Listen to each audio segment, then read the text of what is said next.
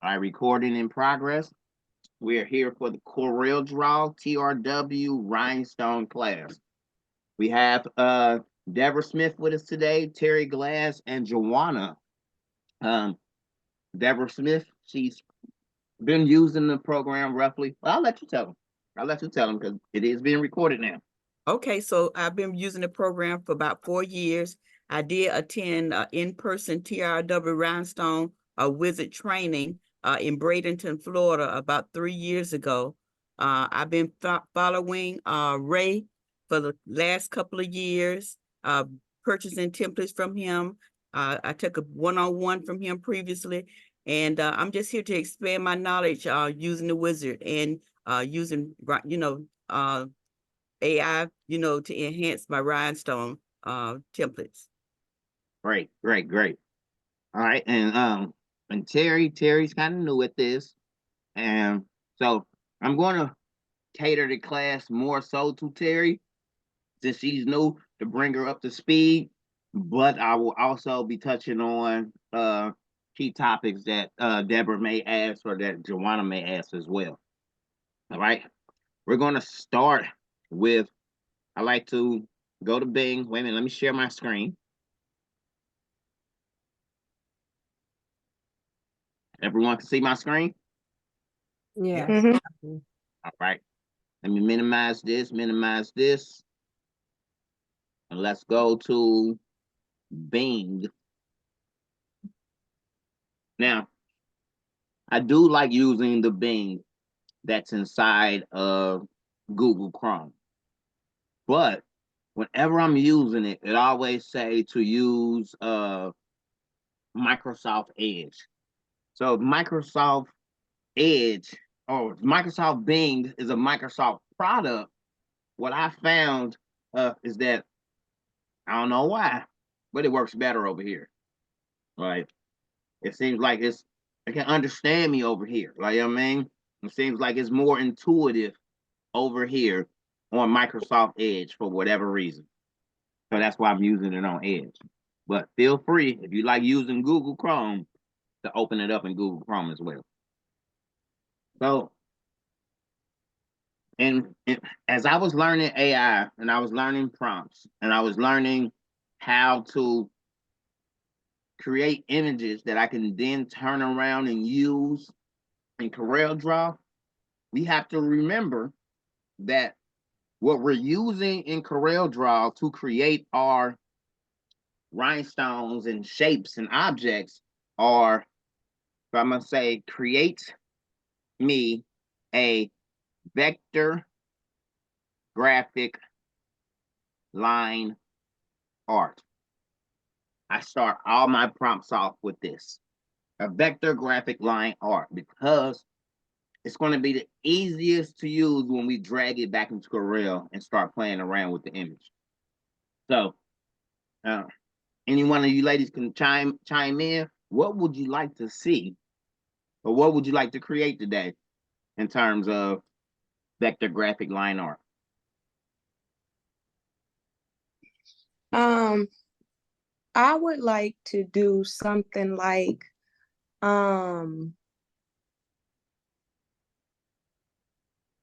say for instance, you got a square box.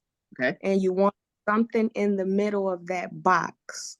Well, the lines on the outside of the box and whatever your graphic is in the middle, we'll just say a J for my name. Okay.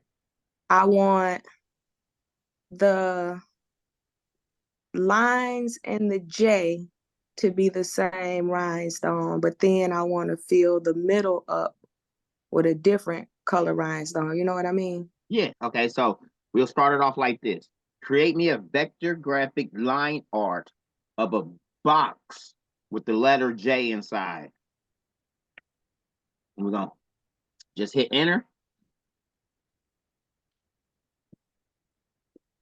Okay. So what you were describing, Joanna, over in Bing, we want to describe that flat with no rhinestones or anything. We just pretty much want to give them something to start with or something to work with. So pretty much create me a vector graphic line art of a box with the letter J inside. Okay, not bad. And here's what we got. That's not bad. I like that. That's a little different. Like, you know, you can't even tell that's a J, but I still like it. Mm-hmm. Okay. All right, let's see here. Can you make, so what I do is instead of retyping the prompt and changing things of the prompt, I'll just assume that AI knows what we're talking about already. So I'm gonna say, can you make the J 3D? Let's see if it'll take that original prompt and then add on to it to say, okay, I want it to be more three-dimensional, and see what it gives me. Uh-oh.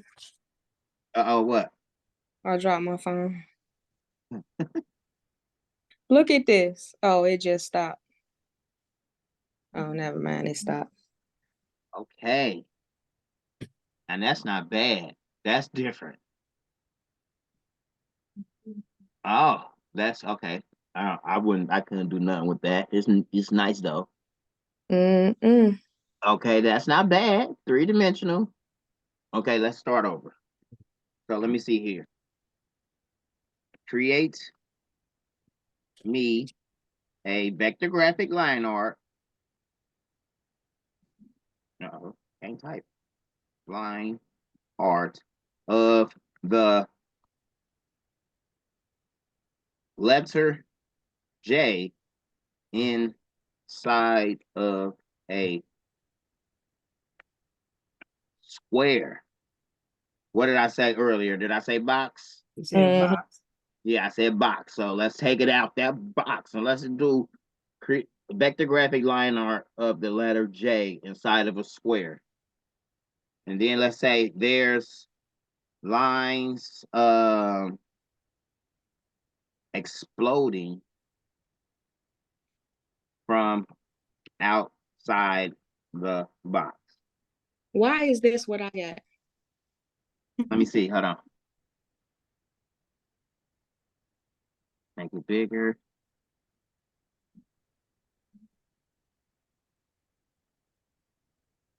Right into it.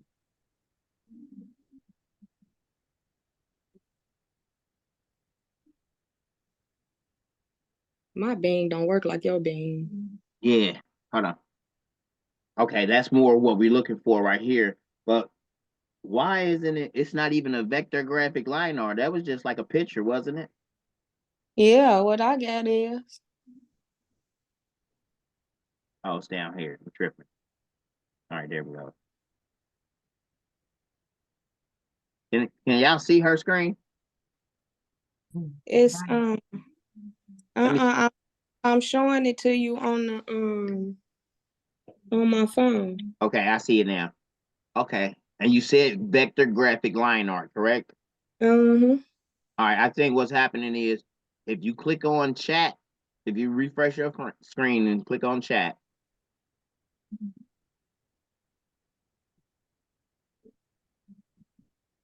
Right there. Okay, there it is. There it is right there. You get three choices in the middle. You want to go to the one that's on the left, the more creative one. Oh, okay. Yeah. Now try, if you copy and paste it or you retype it in, it should give you that vector graphic line art. Okay. I had to remember I was going through a training the other day with someone, and so you get these three. Let me minimize this again. I like this one. I really do like this one. I'm gonna save this one for sure. That J is nice. And that J is nice. I'm gonna save that one for sure too. And I'm gonna ask it, can you give me 4 more renditions, please? And add some color. So while it does that, I'm gonna open up a new screen here. I'm gonna go back to Bing again so that y'all can see right here. As soon as you click on chat, right there in the middle, you have to choose a conversation style. I've always went with creative. I haven't never even choose more balanced or more precise. I will one day just play around with it just to see what I get. But if you're playing around with it and you're not getting the results that you want, go back to the main screen and make sure that it's on the more creative part. Mm-hmm. All right. Let's see what's going on over here.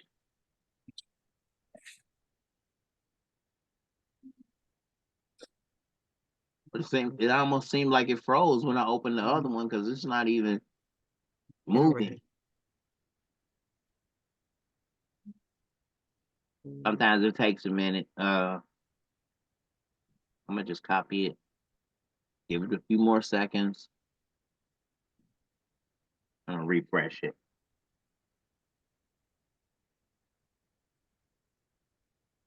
Oh, because I refreshed it, it's not going to be able to give me 4 more renditions and add some color. Let me see. It's probably gonna say, I don't even know what you're talking about, Ray Jones. See, look, searching for renditions. Okay. I can try. No. That's not what I was looking for. All right. Start over. Create me a Poems. vector graphic line art of the letter of the, even though it's the same letter,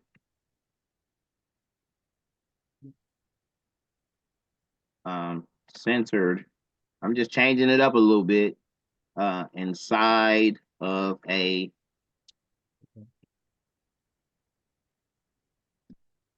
square. The square has Lines. symmetrically placed lines on the outside of it. Boom. How many times can you ask Bing? Is it so many times a day? All right, so y'all gonna love this. All right, let's let it respond. I don't want to jump off the screen and then I lose her again. Okay. But you can get like reward points. I do this every day. You know, I go on there and I at least chat with her once a day, maybe twice a day. And I collect these images because I'm an image collector. When I get bored, I just like to go to my computer, grab an image, drag it into Coreldraw and work, you know. So I like this one. Out of all 4 of those, these two are nice. We're gonna download this one. Boom.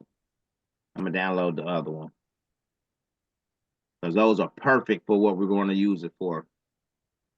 All right. So you were asking how many times can you do it? My first day, I started using it.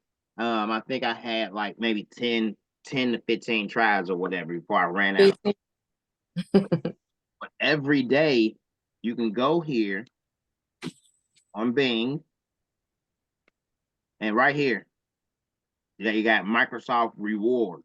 It'll look different on your phone, but you can get reward points every day by just coming to this Microsoft Rewards part, and you can earn rewards from just doing searches. You can earn rewards just from coming in here every day and clicking on this, and just search for anything. Show me balloons.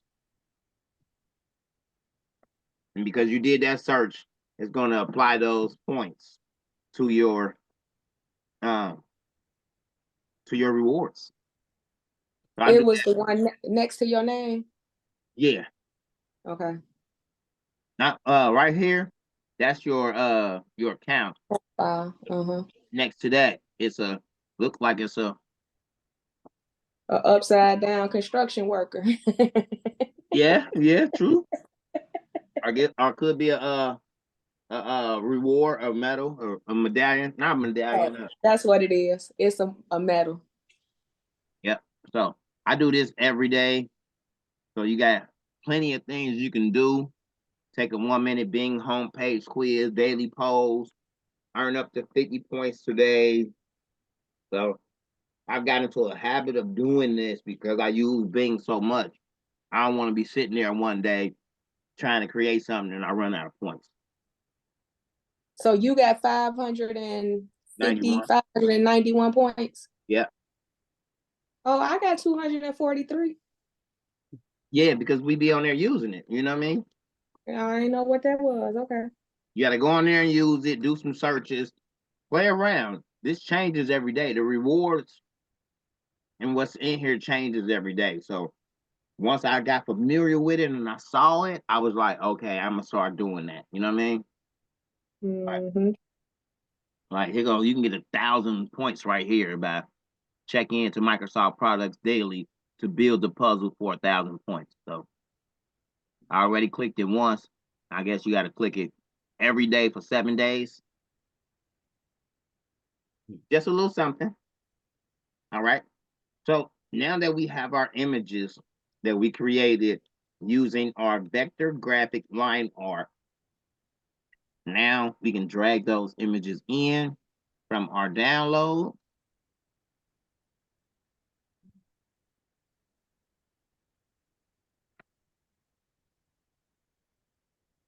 All right, just loaded in our 4Js.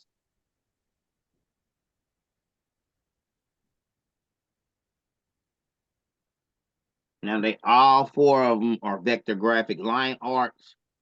Maybe except for this one, it does have some shading in there. We'll start off with this one first. I'm gonna right click on it, outline and clip art.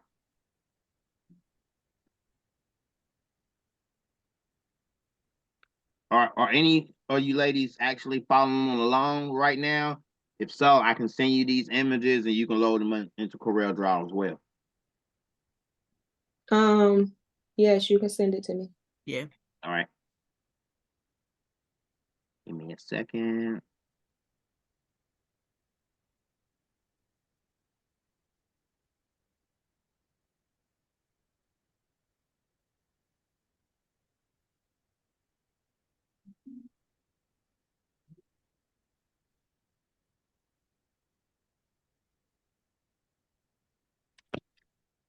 I like doing these classes. I really do, because the more and more I do them, the better. Uh-oh, wait a minute.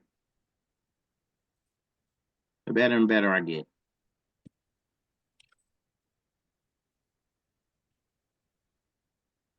Man, I was doing some stuff the other day and my husband was just looking at me. I said, yeah, she about to be a beast in a minute. Yeah. She coming for you. For real. Oh, I was having such a brain fart the other night. I inboxed you. You ain't never say nothing back either. But for the life of me, I could not figure out how to draw the path to add rhinestones. Oh, you know what I did? You know what I did? I saw that message and I immediately created a video. And yes, I watched the video. I did watch the video last night, but I had done figured it out by then. I didn't send you a link. I forgot to send you the link. That's what happened.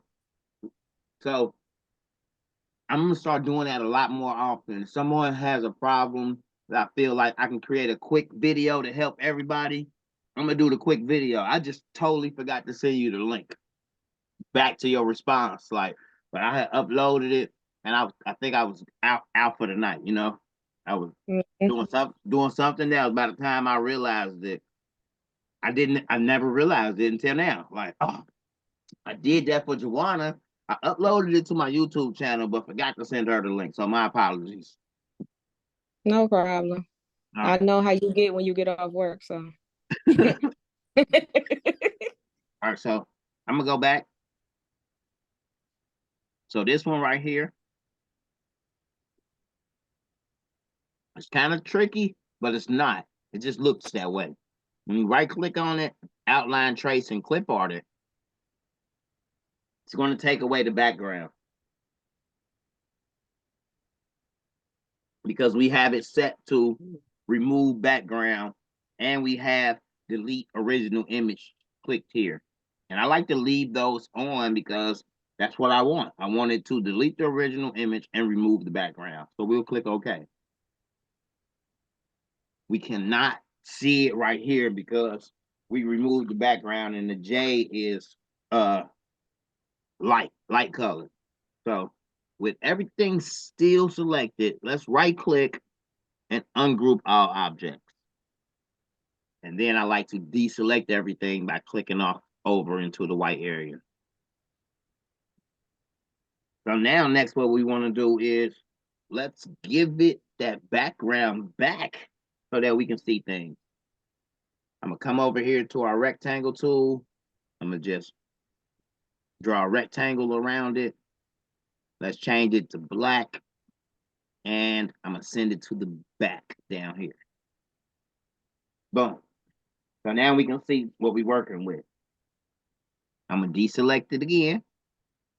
I always like to deselect and click on the open white area so that I can zoom in, I can observe and think about what my next step will be. So my next step is to get the J so that we can see it. So let's click right here. Boom, and I'm just change this color to blue or aquamarine. Boom, that's the J. We can clearly see it. Looks good. We don't necessarily want these loops right here to be blue too. We just want the J to stand out. So what I'm gonna do, which I do a lot, and I think this is my own personal method. I came up with this. I didn't learn this from anyone. I like to take and use this box here and right along where I want the blue to no longer be, I'm gonna use this box right here along this edge. As you can see, when I get to the edge, it says edge. I'm gonna click right there and I'm gonna bring this box all the way down to where it covers those two entry areas where the blue went into the J. Now that I've done that, let me change it to color. I'm gonna come over here and I'm gonna deselect it by selecting our select tool and then click on the white area. So now, as you can see, I've created this purple object which separates that J from those ribbons or those loops. Now, I'm gonna use my Smart Fill tool and I'm gonna click right here on this blue.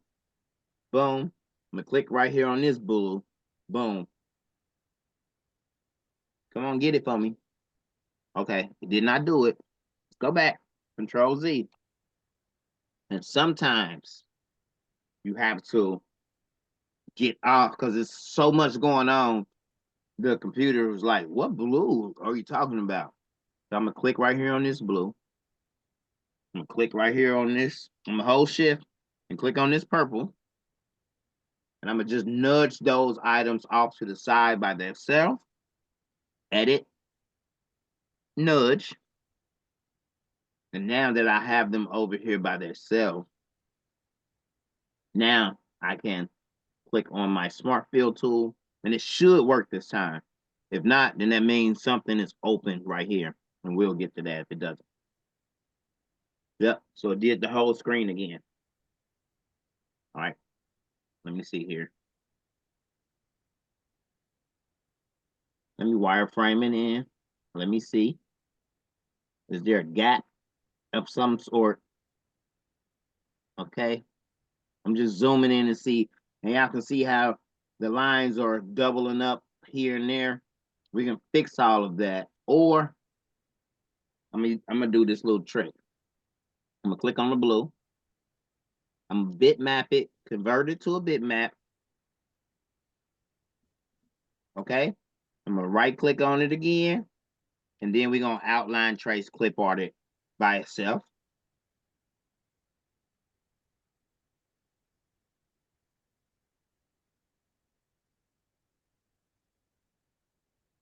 Okay, perfect. Okay. Now, as you can see, when we right click it, ungroup all objects, there's a area here. Mm-hmm. And I knew that because I saw it on the clip art screen. We don't need that. And I think that was the only area. It should be in, okay, that was the only area. Now let's try our smart fill again. All right. It's playing with me, y'all. All right.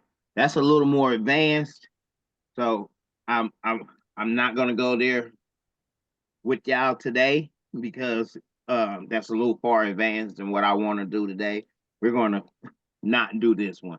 I wanted to start with that one to show y'all some things, but let's not do that one. Let's start with one more easier, like this J here. Let's right click. Excuse me. That was my phone. I'm sorry. Okay. Mhm. Outline, trace, clip art. Boom. Okay. I'm gonna move these off to the side so they're not in our visual way. And I'm gonna just bring this one to the center of our workspace. I'm gonna right click and ungroup all objects. All right. After we ungroup all objects, we want to go in there, and what I like to do is zoom in, and I like to click on the area around it to make sure that it's not an extra area there that I can't see. We can also go into the wireframe to view it, and the wireframe is up here right next to the enhanced view. It may be different on yours if you have a 2018 or the 2021 version, but it's typically in the same spot. If not, you can also go to view, and it's in there as well. And then show them where it's at on the wizard. On the wizard, it took me the longest to even realize that it's on the wizard, but it's actually right here above your front and your back. You have your wireframe and then your enhanced view right here, side by side. And I have a question about the wizard because I went ahead and purchased the Coreldraw and the wizard. Yes. I can see Coreldraw, but I don't see the wizard. It keeps Oh, saying, girl. huh? Yes, you have to open the wizard up. It's not up here in your top left. No, not on mine. It's not. I don't.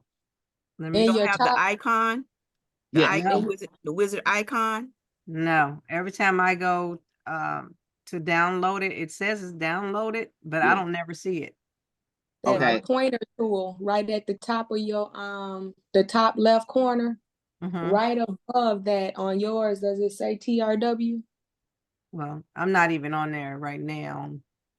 Because right there it should say TRW, and when you click that, your wizard will pop up. I had that problem too when I first downloaded it. Yeah, I had that problem as well too. Okay. But who was that, Terry? Yes. Yes. After the class, I'll go in there and try to help you to fix that. Okay. If we can't fix it collectively together, then we'll send a ticket out to TRW for someone to remote in there and place that icon there for you. Okay. All right. Yeah. They had to do that for me long ago. And a few times I figured it out, but with each Coreldraw version, it becomes different.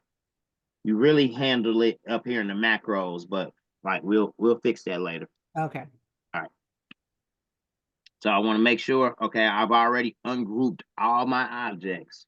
And what that did was each line, each color, each object that you see is a different let me just show you. Click in here, boom. We can change that to aquamarine. So all of that is connected. If we grab it right here from the center, you know you grabbing it from the center when you click it.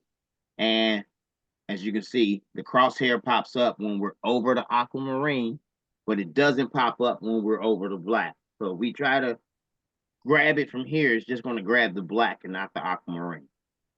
So you can grab it from on top of the color or right here in the center where it says center, it pops up again, the crosshair. So you know all of that is together. So when I first got started, I used to move objects off to the side like this and then either Control Z it back or I would try to move it back. But I set up this nudge feature.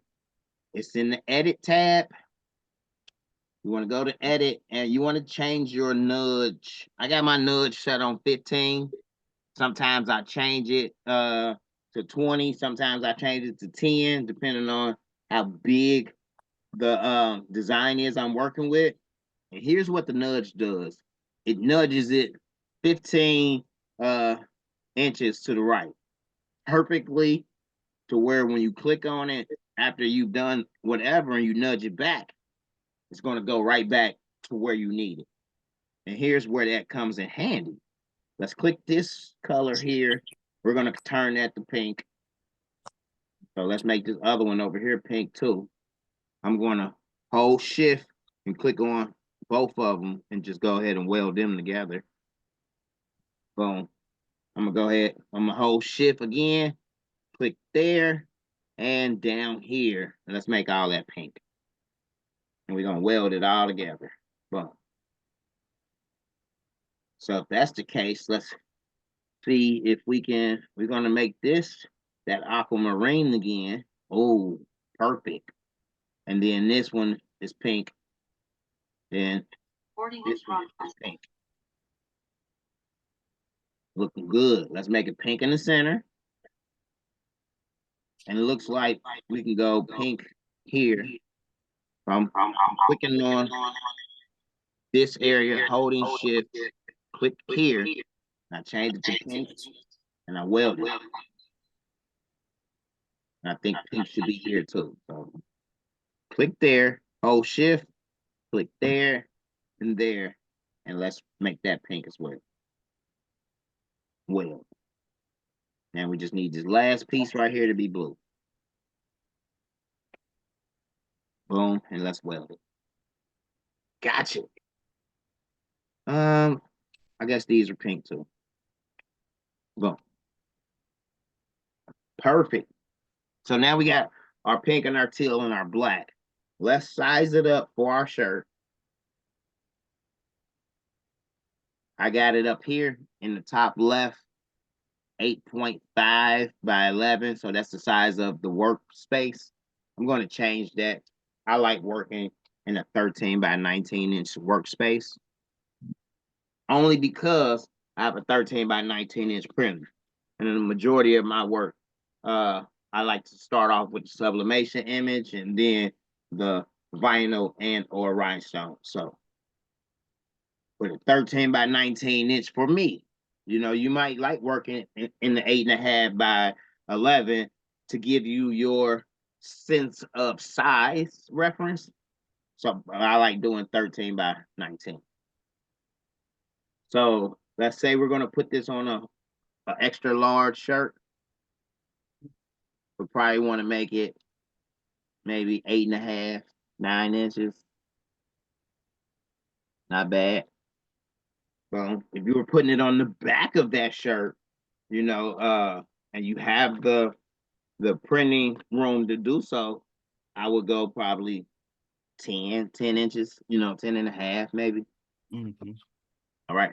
So now that we have it sized up how we want it, let's say, okay, what I like to do, I like to work opposite colors. So if I got pink and teal or aquamarine, I'm gonna start off with this blue color for on top of this pink. I'm gonna click right here on the pink, go to my place and fill. We're gonna set it up for rhinestones now. So we want the rhinestones inside of this pink area. So we'll click on inside. We definitely know we want to add stones and we want the magic path on. Even though I don't think it makes a difference, I like clicking it on. I want one island. I never really change this number right here. I do, you will, but for the most part, I never really change it, but you will once you get the hang of your spacing and how you want your rhinestone space. But 90% of the time, I don't touch it. The field line spacing, yours may be, if you just got it started, yours may still be on 0.14, I believe. But here lately, for the past year or so, once I've seen that, oh, I can click it on automatic. Automatic just seems like it works better than using the traditional 0.14. Now, contour spacing, I always, for the most part, leave it at 0.075. But as you will see, as you get more advanced, you will play with that number a lot, especially when you're using it for contours versus actually using it for rhinestones. Using it for rhinestones is 0.075. As you can see, it also has a automatic adjustment for that too. But for the most part, when you're getting started, 0.075. And here's why. Let's hit island fill. Glitter paths and merge overlapping stones. And what you say, we got a J. And it filled it in perfectly, almost, except for right here in these two places. Which ain't bad though. It still looks good to me. I would have sent that to the cutter. You know what I mean? Let's actually click on it and select them all of the same color here. And then let's change it to yellow. That's better. Yeah, I would leave it like that. I like how it curves in with the double curves and then come back out. Like that's kind of slick. Like I mean, I would actually even nope as keeping it basic, keeping it beginner. I'll leave it like that. Because you know, I would have went in here and double clicked here and made this line right here thicker so that 2 rows could fit in there.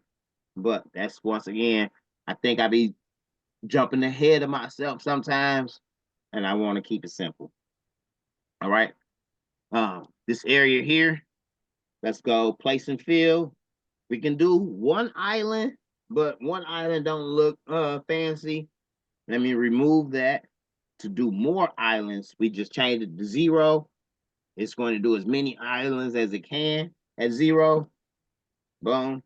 Clear the paths, merge overlapping stones. That's not bad. We have to fill, we'll straighten up this one stone right here. One stone, that's it. That's not bad. I'ma still go back, undo it twice because I want to see what the hatch fill looks like. So that's what I do.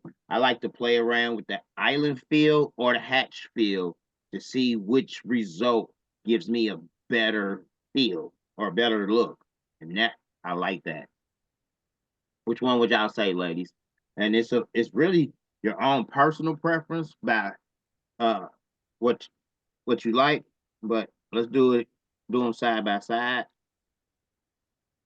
We got the hatch fill over here as a contender, and then we got the island fill over here as a contender. I think the hatch fill fills it up better. You can add those little stones and they'll add in perfectly. Right? I love it. I love it. Anybody else? I love the island. I love the island as well. I love the island and I love the hatch. What you will see in the as you get better and better, you'll take it, you'll see it for what it's worth, and then you'll add your own. You'll start developing your own style. So me, what I would do is I would delete that row, grab this row, hold control so that it stays on that row, and just drag it up and boom, fix that part. I'll highlight all of this down here because I like the curve from the other one. You know what I mean? I'll Mhm. delete that and then just grab this curve here, hold control and slide it right on over like so. Perfect. Not quite yet. Yeah. Now I'll start from here. I'll hold shift and I'll go up the side here. Not too far, but like right there. And then I'll equal space those. I might even add a stone, but adding a stone makes it look cramped. So I'll take Mhm. one away, shift and clear the path. Remember, I gotta remember. Let's save our work. We're gonna just call this training week 6.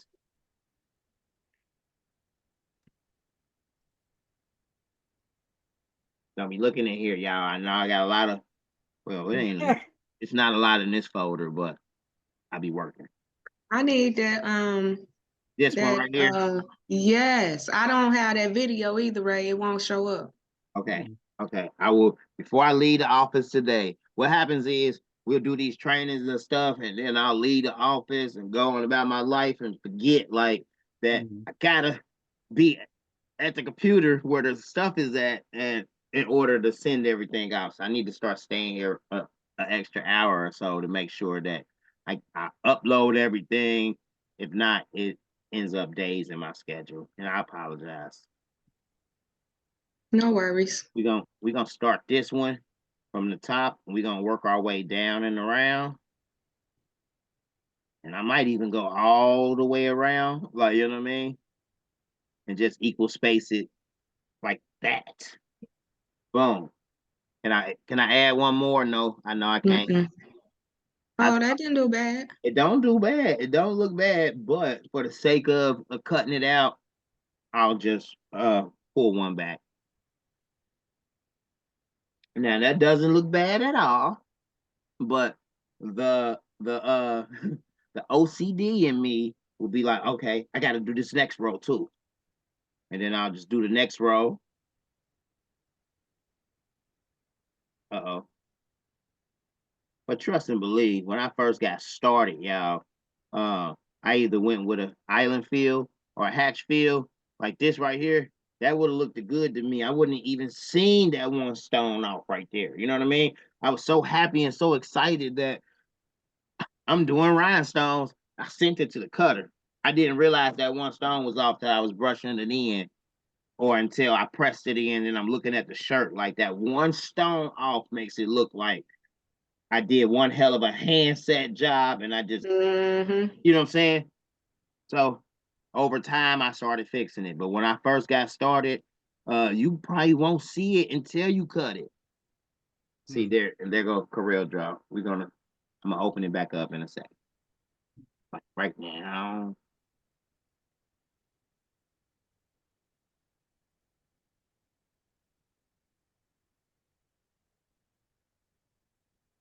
Boom. I also got to remember, I got to try to set my computer up at my office exactly like it's set up at home, because things are different over here. Folders are in different places, and I got to get continuity. Yeah, I remember I was working at home for such a long time, so to have them cohesively work together, I'm still working on that. So right here, as you can see, a lot of people probably wouldn't even notice that those stones are down just a hair. So I would have fixed every row and then drug it back over. That makes sense, but but when you first get started, you probably won't even notice the little things. I'm gonna delete the two in the middle, and I'm gonna click on one. I'm gonna hold shift, click on the next one. Let me open back up the Rhinestone Wizard. And it took me the longest to realize that we have our equal space right here. We do. And I used that a lot in the beginning. But now on the edit tab, so we have our place and field tab, but then we also have our edit tab. Our edit tab and our place and fill tab. Place and fill is the place and fill the stones or the islands. The edit tab is to, after you get done doing those places, if you want to edit the text, if you want to nudge items, you want to copy items. You know, I barely use I don't use the split, I don't use the knockout, I don't use the magic trap. I've never used any of this area here. I haven't even, I played around with the magic templates once upon a time, but oh, there's place text on a magic path. It's right there. Okay, so but I do that in Coreldraw, just using Coreldraw without the Rhinestone Wizard. Like, I've learned that there's a guy, I forget his name already, but he does like 3-4 minute instructional Coreldraw videos. Ed something. I have to add his name as a link down below. But I learned how to use Coreldraw by watching his videos. So that way the Rhinestone Wizard isn't even up and I can work my way through Coreldraw by itself. I only use the Rhinestone Wizard for the rhinestone part, you know, if that makes sense. I learned how to use Corel via learning how to use the Rhinestone Wizard, but once you get proficient enough to where you understand that the Rhinestone Wizard helps to create the islands, it helps to manipulate the objects, you want to get more versed with Coreldraw and learning what you can do with all of these tools over here. So in a lot of my videos, if y'all realize, we're only jumping into the design wizard when we're really dealing with stones, or when we want to take this and create not stones. So let's take the stones off. But we want to create one island to the outside. We're gonna leave everything the same, and let's make that island. Boom. Let's change it to black. Boom. So it just made us an island. But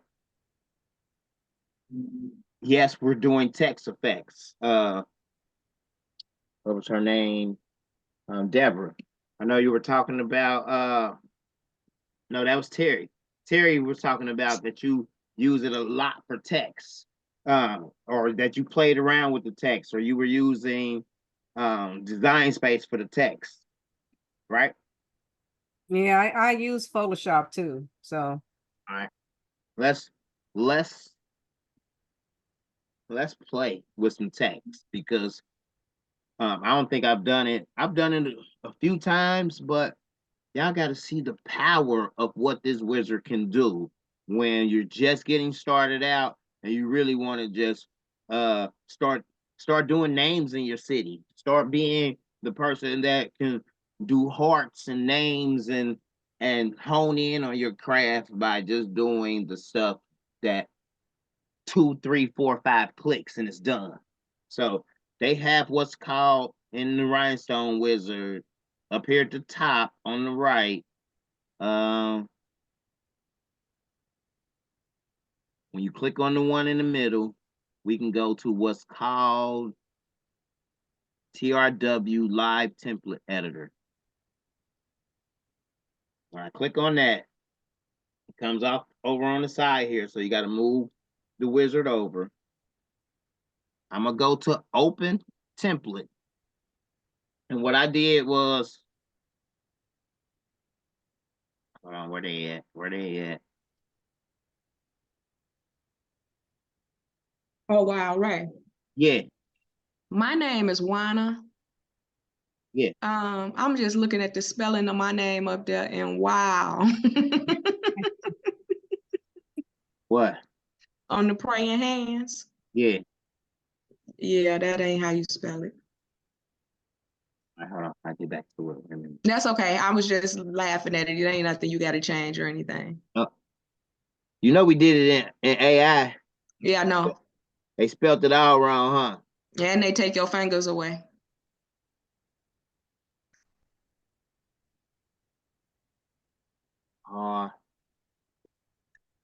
Okay. I was trying to show y'all something, and like I said, my apologies. I have all of those design packs from TRW in the other one.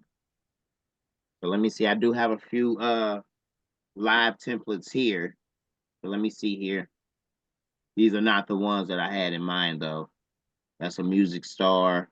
Because none of these have text in it. Okay. Nope. Okay. All right. My apologies, because I do not have the live templates on this computer. Okay. So we will do text though. Let's click on text over here and let's do I'm gonna just say Amazing Grace.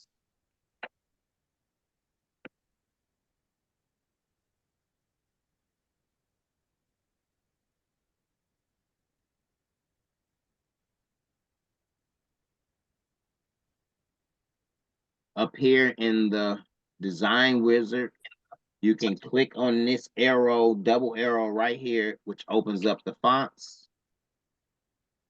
Yeah, as you can see, I really need to sit down and like I only got 1, 2, 3, 4, 5, 6, 7, 8 favorites in my favorite font section.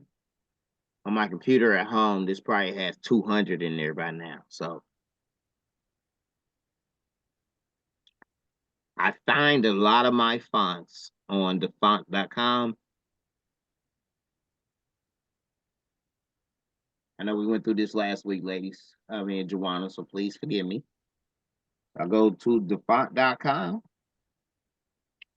and they're all free on here. So just go on there and pick the ones that you like. I like to do this every couple of days because new fonts pop up all the time. So I just like to go in there and go font shopping. I like to go font shopping. I like to just grab, sometimes, I don't know, I get obsessive, because you're going to realize that sometimes the font really will bring the design out. A particular font has to match whatever feeling or emotion that you're trying to convey in your message of your image. So you want to go font shopping and grab a nice, decent amount of fonts for yourself. After you grab those fonts, and I'm just going in here as I'm seeing them, I'm just hitting download, going to the next one, hitting download. After you download them, you want to go to where you downloaded them at, and you have to extract them. I just did that. My computer is set up, it automatically extracted the file. So when I opened it up here, as you can see here, it's actually in a compressed, zipped, or raw folder. A lot of people may not be familiar with WinRAR and how to extract or unzip folders. So if you're having problems with that, jump in my inbox and I'll run a quick lesson on how to go find an extractor and how to upload it to your computer to where you can easily zip and unzip your items as you find them. So I'm gonna double click on Wood Dragon. I'm gonna double click right here. It doesn't matter if you do the true type font or the open type font. Let's double click on it. It brings it up, shows you what it looks like. We just want to hit install right here. So since I know that I already have pre-chosen all of these fonts, I just go down the row, open it up, install. Once it installs, I click it, delete it, go back up, do the next one, and I just install them all pretty much consecutively to make sure I got them all on there.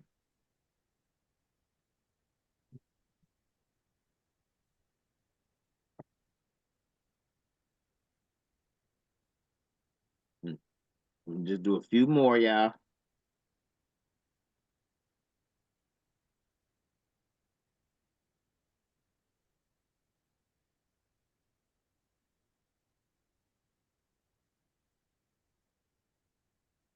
And as y'all can see, some fonts I chose were thick, other fonts I chose were thin. Because I used to use and pick only thick fonts, thinking rhinestones, rhinestones, rhinestones. Oh, I'm gonna use that for rhinestones. I'm gonna use that for rhinestones. But here lately, I started thinking like, ooh, that text can be foil, like, or that text can be reflective. So I can use thinner text too. Ooh, they had everything in here. They got the bold, they got the light, they got the, I don't know which one I want. So I'm gonna choose. I like the bold. I know I like bold. Yeah, that's perfect. But now I'll go back and upload the other ones later. So now that we got them all uploaded or installed, we'll go back to our Coreldraw. And sometimes I just got to go back and reference them. So I'll have my download screen up and off to the side like so. Okay, so the first one was headlines. I'll come right here to find fonts and type in HEA, and there it is, headlines. Click on it here, it changes the text. If I like it enough, I'll automatically add it to my favorites like so. That way I can easily reference it and I don't have to go through thousands of fonts down here to find ones that I like. So let's go back to find fonts, pull back up my download folder. The next one was called Crayletto. Come over here, CRA, there it is. Boom, I like that. Add it to favorites. Let's come over here, downloads. The next one was Peach Cake. If I'm moving too fast, ladies, y'all can slow me down. I'm just trying to pack as much knowledge and as much that you can go back and reference at any time into the videos as possible, into the trainings as possible, because I want y'all to be able to grasp the power of Coreldraw and the Wizard, using them both collectively together. So if I'm moving too fast, let me know. All right. Yep.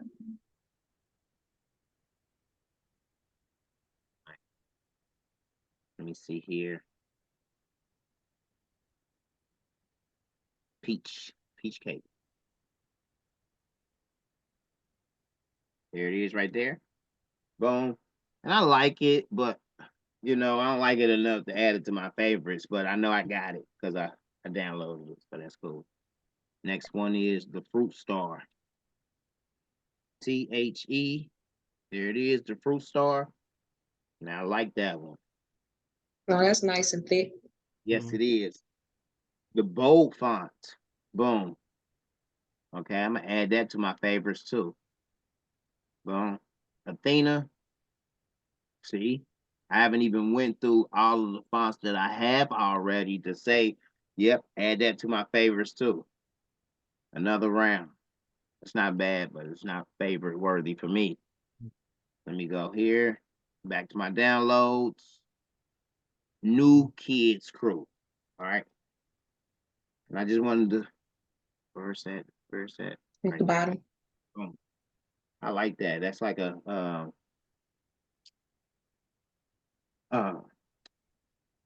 one of those fancy pens, calligraphy pens. Calligraphy. Yeah, turn to the side. All right. So with this text though, we can easily, let's make it bigger. Y'all gonna love this because I haven't showed y'all this before. All right. I'm gonna do a couple of them because boom, boom, boom. This one at the top, when we click on it and double click on it, it brings up to where we can edit the text. We can go on there and you know, change whatever it says. Once we, on this one, once we weld it, we can no longer double click on it and edit text. It is now one big object with all of these nodes and all of these curves to it. If we don't convert it to curves, or we don't convert it to an object, we can come over now to our edit tab and we can play with this. We can hit our text spacing here to enable the text spacing tools. And now you get these white dots that pop up for each letter, which means that if I grab this white dot here, or this white square, I can now move the G wherever I want to. I didn't know that. And I check this out. And now if I click on Amazing Race, it still has that G part of that object because it's still part of that line. It's just moved it to a different space or a different area. That's neat, right? So would you be able to grab it on that square like that and nudge it as well? Or just to move it? Let's play with it. I mean, this is what these trainings are for. I like getting together with a group of people because y'all gonna start asking me questions that I never even thought of even doing. So let's click on it. Let's hit our text spacing. If we just click right here on the G, bet you we can do it. Watch this. Let's nudge it. Oh, nudge the whole thing. Nudge the whole thing. Nudge the whole thing. But hold on, let's see here. Let's go back. Let's see if we just highlighted the G, the R, the A, and the CE, and then hit nudge up. Okay, still gonna nudge the whole thing. Okay. Oh yeah, it's gonna nudge the whole word. But a good question, because I never thought of it. I never did it like that. I always did it like this, to where I click on it, I'll do text spacing, and I'm like, I like it, but the G is too close to the baby G. So I'm gonna grab these four, and I'm gonna hold control to keep it on that same line, and then I'm gonna just drag them over just a bit like that. And then I was trying to do that the other day and couldn't get the word broke apart. I couldn't do nothing with it. Bing bong. There it is. That's my sound effect for like the light bulb going off, like, you know what I mean, or the unexpected what doorbell, bing bong, who was that? You know what I mean? So that's that. So you can play around with each and every letter of the text spacing, or you can click on the text spacing. With this tool here, you can drag it out. With this tool here, you can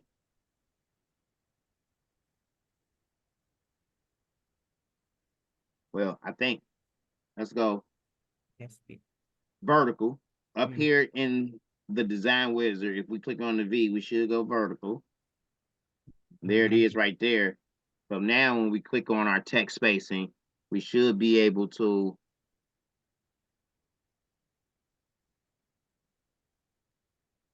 stretch this one out and go vertically with it that way, like so. For the longest time, I struggled with vertical text. And then I didn't even realize that they had the tool right there in Design Wizard to make it go vertical. Let's do uppercase vertical. That looks good right there, y'all. That looks good when you want to put it when you're trying to do some sleeves or whatever. Instead of having the text go this way,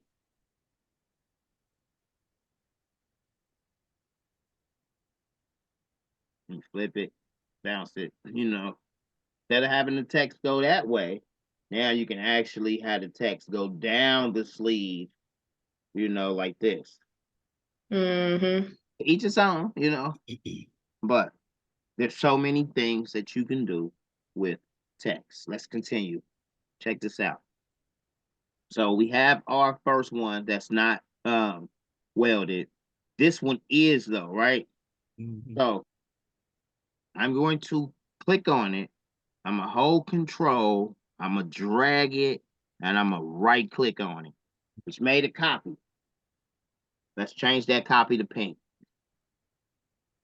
I'm gonna hold control so that it stays right there on that same axis or that same line.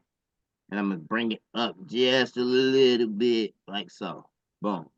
So now we got like almost like a shadow effect. And all I Mm-hmm. did was copied it and pasted it on top of each other and then drug it back up until I got it to, I mean, I can even grab it without holding control and then just like freehand with like where I wanted to put it if I wanted like that or so. Boom. Just gave it a double shadow effect. I mean, we can do it again and add some gray in there, you know what I mean? And then bring the gray real tight. Boom. You know, and you just made yourself 3D letters, you know what I mean? In the course of a couple of clicks using, Right. yeah, just using Coreldraw and not even thinking of using the wizard at all. You know what I mean? So Corel has so much power by itself just more for when you're designing. You know what I mean? Mm-hmm. Let me move this one off to the side. What I like to do when I first got started, y'all, was I'm over here on Google. I'm looking for stuff like crosses, SVG. You always want to look for SVGs. Brought up a multitude of crosses. Let's click on images up here. And now all we're doing now is we're going cross hunting. And click here. Like all of those crosses. We can save the image. What was it? Down here it's 15,000 by 15,000. Well, 1,500 by 1,500. Okay, it won't let us save those. I'll go cross hunting. There'll go free SVG files. There'll go a free cross there. So there's a lot of free images online. You just gotta go hunting, go searching, find them, and save them to your images. Let's click on free SVG files. SVG crown. All right, there's a lot more in here. So you want to go font hunting. You want to go SVG hunting. You want to go whatever you can think of. Go hunting for SVG in that realm, in that niche, in that thought process. Because everything that's physical has a digital attachment to it. Mm-hmm.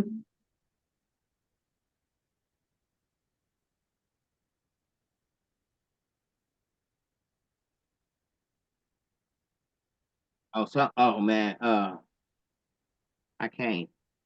I can save images. I can only teach this, right?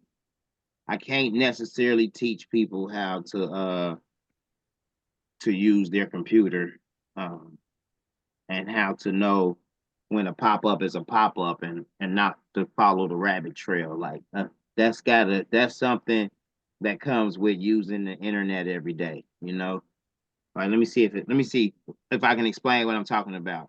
So we see this image here, you know. Ray said to go to free SVG files. We get there and we get to scrolling like, oh, I like that one right there. We click on this one, boom. Hold on, what happened? Boom. Okay, I'm gonna go to download here. Boom. We click on that, And then get out. and then you click here on download. Boom. Okay, it downloaded it. Okay, not bad. But me, I would have right clicked on it and just saved the image over here. Like, and then I got the power to rename it as a cross 5 SVG. So I right clicked on it over here and saved it. But also I clicked download here and it downloaded up here. When it downloaded up here, now I got to unzip the file. Now I still have to rename it, but it came up as, well, we can't see it. Dang it, we can't see it because it's a PNG. So we got to drag it into Coreldraw anyway. Let's drag it in there. It won't let us drag it in there yet because now we have to ungroup it. We have to extract it from here. So let's do that. So this be the part I think a lot of people may struggle with when they're first getting started out and they're finding files on internet and they're downloading stuff.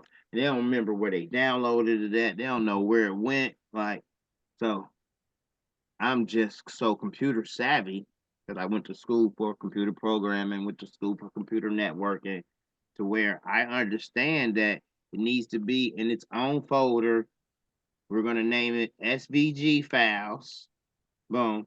And I'm going to put all my SVG files inside of this SVG folder after I go in there and I extract it and drag it over here. Boom. That's the PNG, and that should be the SVG. Boom. So now I can drag it right into Corel like so. It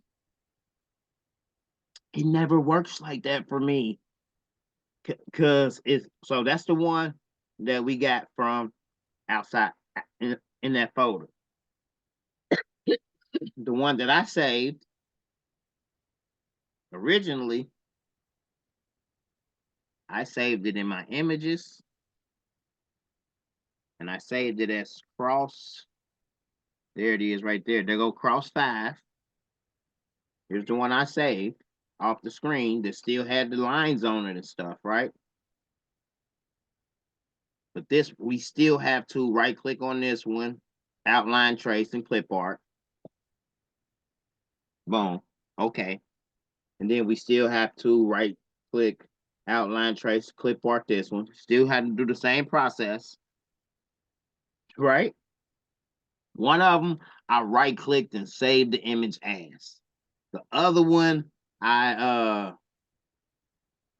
downloaded it and had to extract it from the folder, had to rename the folder, yada, yada, yada. Hold on, let me make sure I'm grabbing it all. Yes, this one is cleaner. Yes, it came out. Yes, it came out cleaner because that was the actual file that they gave me. But I mean, still areas in here that can be cleaned up, you know, and that you can smooth the edges out on. This one over here, to me, isn't bad though, because I would go in here and just get to deleting all the areas that I was not happy with. So to each his own. A lot of people would say, "Oh, great! I would definitely like to start off better with this one as a beginner," but you can still start off with this one because once you ungroup all of this, you'll go in there and delete this, delete that, delete that, delete this, or you realize if I click on it and I change the color, the whole thing is purple. You can actually go in there and just delete all of that at one time. Highlight all of this, delete all of that at one time. Go highlight all of this down here, delete all of that. And you wouldn't have known the difference had you not even seen this image over here to begin with. Like, you know what I mean? This image would have still been good enough to say, okay, I'm going to use that for my amazing Grace design. You know what I'm saying? I got a question. Talk to me. So when you turned that purple and then drew the box around it, Oh, because you didn't draw a box around the whole heart, it didn't select the whole heart. It only selected those pieces. That's how you were able to delete it. Exactly. All right, Okay. let me go back. You got it. You got it. Remember, we was working on this the other week, Mm-hmm. to where we have. Let me see. I'm gonna just change them. Let's change them. So I'm highlighting everything up here, but I'm not highlighting the rest of the cross. Mm-hmm. And I'm gonna change that aquamarine. Boom. So down here, I'm gonna highlight all of this, and I'm gonna change that aquamarine. That looks gorgeous like that, man. Mm-hmm. That's nice.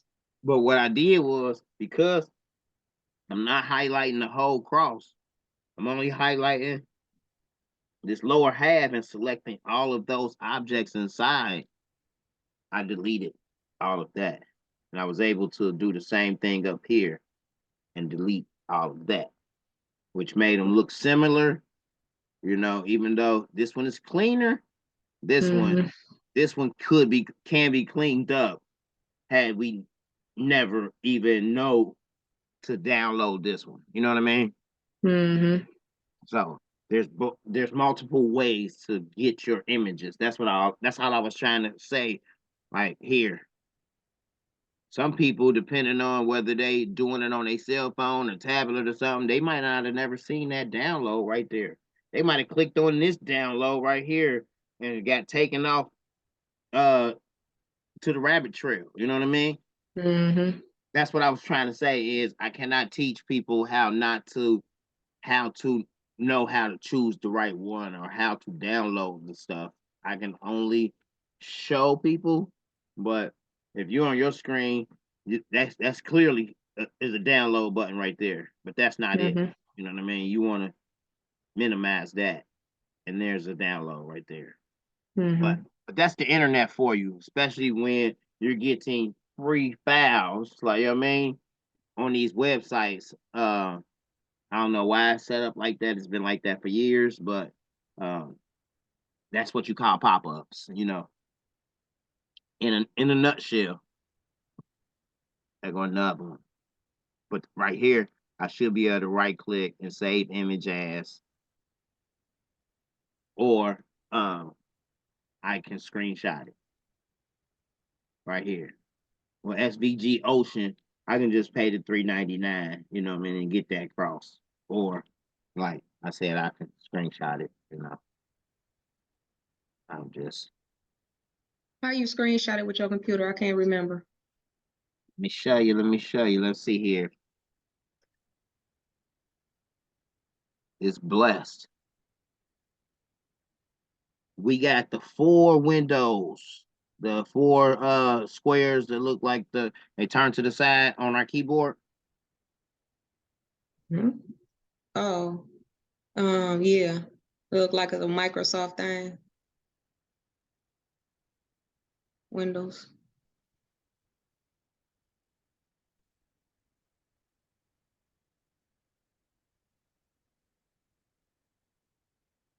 Yeah, that button right there, Mm-hmm. and then you want to hold that, hit Shift and S at the same time, and then it brings up this little thing right here at the top, Mm-hmm. and then you'll see your cursor, and you can just highlight it like so. Boom. After you highlight it like so, it'll pop up a screen here in the right-hand corner, which we can't see it right now because I have so many screens up. Yeah, yep. See, remember I tried to show you last time, and the screen won't pop up for that we can ultimately save it, because I guess because I'm doing Zoom at the time. But that's how you do it. And if you do it on your computer, you'll see the screen that pop up, and then you'll see that you'll be able to save it, and then you'll have to rename it and make sure you put it in the correct folder where you can find it again. Okay. But that's pretty much it. It's the Windows key, Shift and S at the same time. Boom, boom, boom. And now I can go in there and just do a screenshot of that. Boom. It pops up in the bottom right, and I can save it and drag it into Coreldraw. Quick and easy. Quick and easy. All right, so we're going to get rid of the one on the left. We're going to work with the one on the right. Just wanted to show y'all how to go in there and download the files. Even if you downloaded it incorrectly and you just saved it, right click and save image as. All the images can easily be worked with. So look, I just moved that. Okay, so it's all together. Nope, I went in there and cleaned it out. Let me see. Yep, it was nothing in there to begin with. So y'all know that we can make it look pretty like the other one was by just using our smart fill tool and going in there and let's define the areas we want. Like so. I like them. I like them all again. Boom, boom, boom, boom. Oh, no, I know what I want to do. I'm not going to do these down here. We want the cross to stand out. So I'm going to click on here, select all of the same color, change it to orange, light orange. I zoom in so I can see it, right click, combine them together. And well, can't get this. All right, my apologies. I like it like that. That's slick. You want to But go up and grab that little top piece so she can see how to grab it? what top piece? That little white at the top of the orange on the left-hand side, right there. Yeah. Oh yeah, this piece right here. So basically that piece, there's nothing there, but it looks like something is there. We can double click on the black. It's gonna bring up all of the nodes.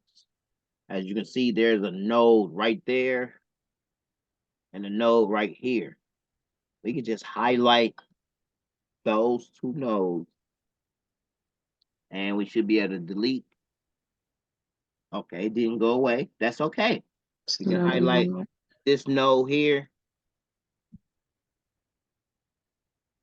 Sometimes you got to zoom in, zoom in, zoom in, because it's that node there. And now it brings up the 2 points for that node, and now we can close it like so. Bring that in, and then bring the other one in to there, and now it's gone. So sometimes you got to say you're looking at it, and you like, I like it, but I feel like this part right here should be straighter. You can double click on it. It'll bring up all of the nodes. Like this triangle right here has 1 node here, 2 right there, another one here, and another one here. If you click on this one, you can actually drag it and let it go. And then you just moved it. But you see this arm right here? This arm controls its curve. So you can then straighten it if you like. And decide, okay, not bad. You can even try to get even more fancier with it by dragging a ruler out here. Right? You drug the ruler out. If you click on it again, you should be able to turn it.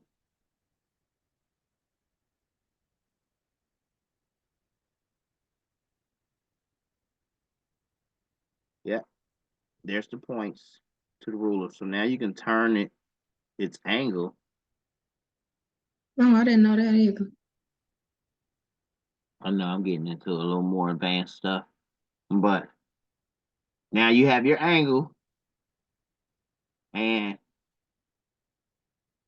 you can grab the whole thing. Zoom in, zoom in, zoom in, and move it to where it fits on that. Now you got a reference line to say, okay, I want to follow that guy right here. Boom, set it on there. And now we only using that to work with this angle right here. So we're gonna double click on it again and say, okay, I want that here, want this here, and I want this curve, not that curve, this curve. Matter of fact, I don't even want this guy right here no more. We're gonna delete him. Boom. I think I like it like that better. I can click right Mhm. here though, and now I can use this curve here just to give it just a little curve if I want to. But the more that you just go in there and say, okay, I'm gonna play with these nodes because I don't like how it look. Once you start playing around with the nodes, you might love it and easily start playing around with all the nodes to fix and fine tune all your pictures.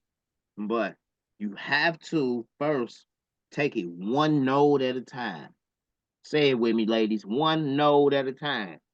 One node at a time.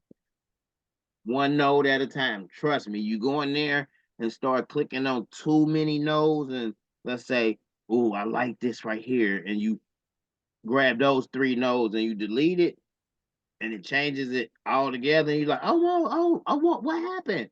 That's Control Z back, and one node at a time.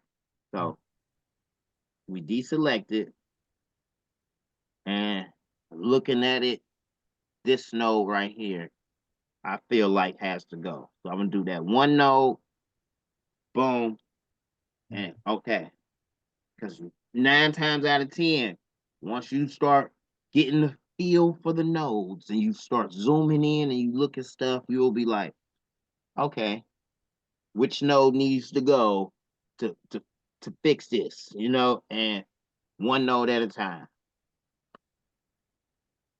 Trust me, one node at a time. And you'll get the hang of it. Like, let me double click in here. And as I'm looking at it, I'm like, how can I fix it? I'm gonna click right here on this node. Oh, there it is, right there. Let me drag this back, smooth it in and on out. Boom. Next node. Boom. Okay, I'm gonna make this one a little straighter right here, like so. Like, you know what I'm saying?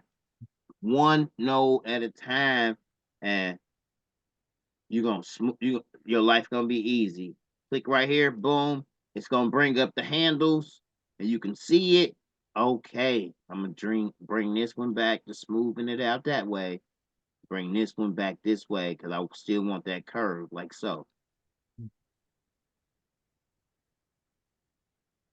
Am I doing too much, or are y'all getting it? We're getting it. Mhm. One node at a time. When I first jumped in there and started playing with those nodes, man, I frustrated myself. I was off Coreldraw for a week. Like, you know what I mean? Yeah, I ain't gonna mess with it. I ain't gonna mess with it. Once I started really slowing down, I was like, okay, one node at a time. All right. I'm gonna teach y'all some other this is intermediate, but I feel like people should know it at the beginning. What's the best way to because as we can see, it's not all this side doesn't really look like that side, even though it does look like that side, they're not identical. How can we make them identical? Cut it in half and flip it. Mhm. Copy paste. What? How you gonna say cut it in half and flip it and then say I don't know? Cut it in half and flip it is the perfect answer. How do we cut it in half and flip it?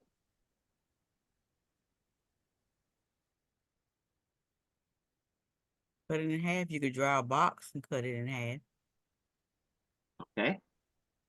How do we draw that box?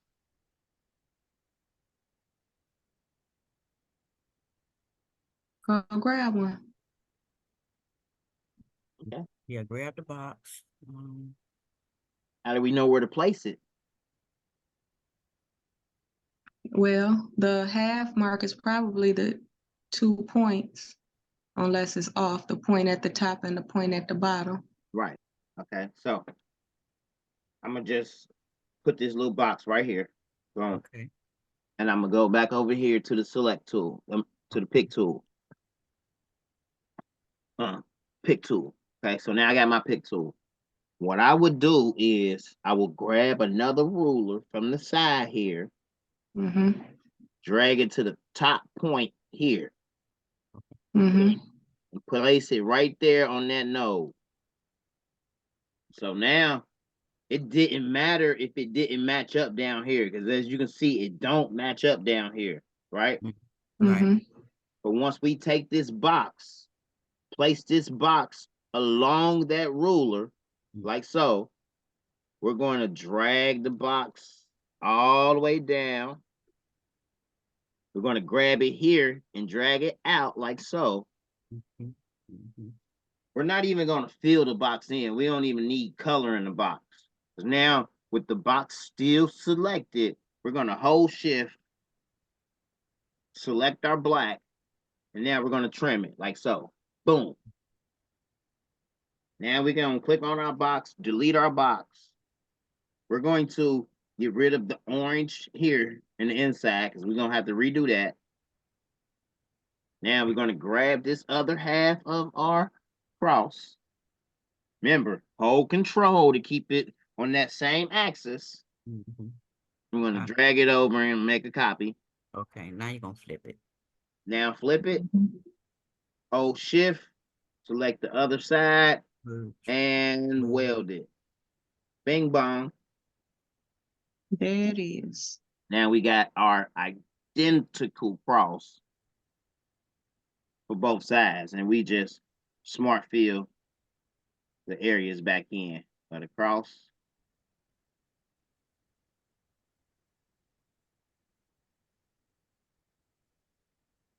I'm gonna select all of that, change it same color. We're gonna weld it, because I think now I do want to do the other pieces because now they're identical. I mean, this could be a 3-4 color design depending on how you make it, how you present it, and how you just tell people like, it's 4-color design. I need 85. Like, you know what I mean? Like, I don't know how people sell their rhinestone shirts or how other people do their marketing or whatever, but this is a art. This is an art form that not too many people in too many cities are trying to learn, master to the point to where when I first started buying rhinestone shirts, they was $100 shirts. Like, you know what I mean? Easy. Mm-hmm. I'm walking into the mall or into the hip hop store, and I'm like, what a man, that's so live. They want $100 though.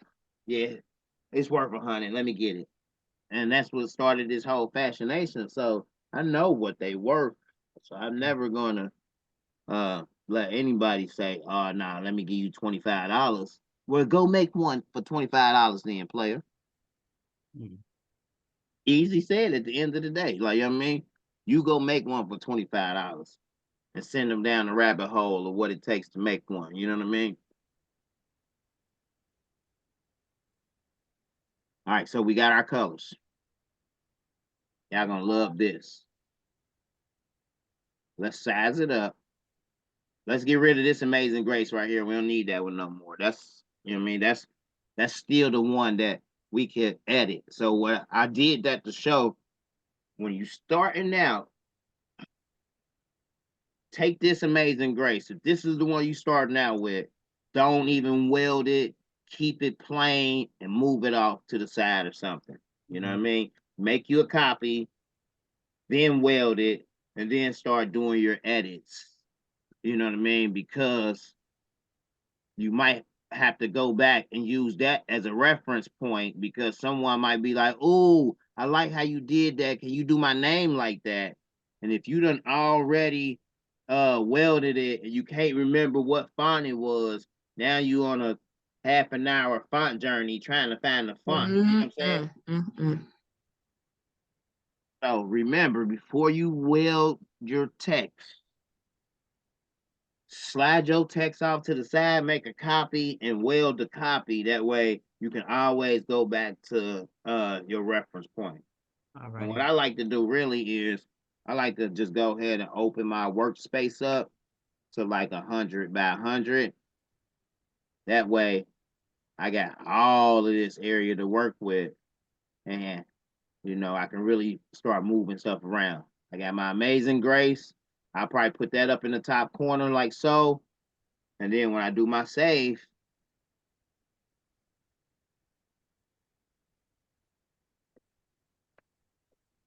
not only is it saved, but now I still got the original format where I can change, add text, change the text.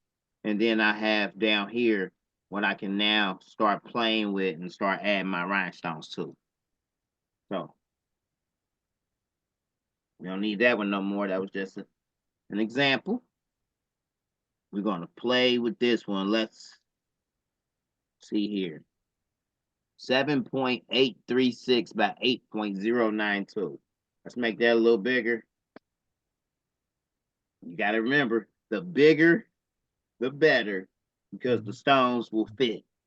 And more stones will fit. Unless you're going for a simplistic stone design. We rhinestoners. We want rhinestones. Well, I mean, that's me. Everybody don't have to. Everybody don't have to be like me. All right. So I'm gonna highlight all of this together. I'm gonna right click and I'm gonna group the objects. I'm gonna highlight all of this down here. Right click and I'm gonna group the object. I did that because now when I highlight all of it together, I can press C and center it. Even though my eyeball had it pretty good off top. Let's do it again with it over there. Yes, do it again. Yeah, it's over there now. I can highlight it out. Yeah, let's go back. Yeah, tripping. All right. Here's what happened. All right, here's what I did. I'm sorry, y'all. Let me go in depth on this part. Let's say we trying to center it. We're gonna ungroup all of that too.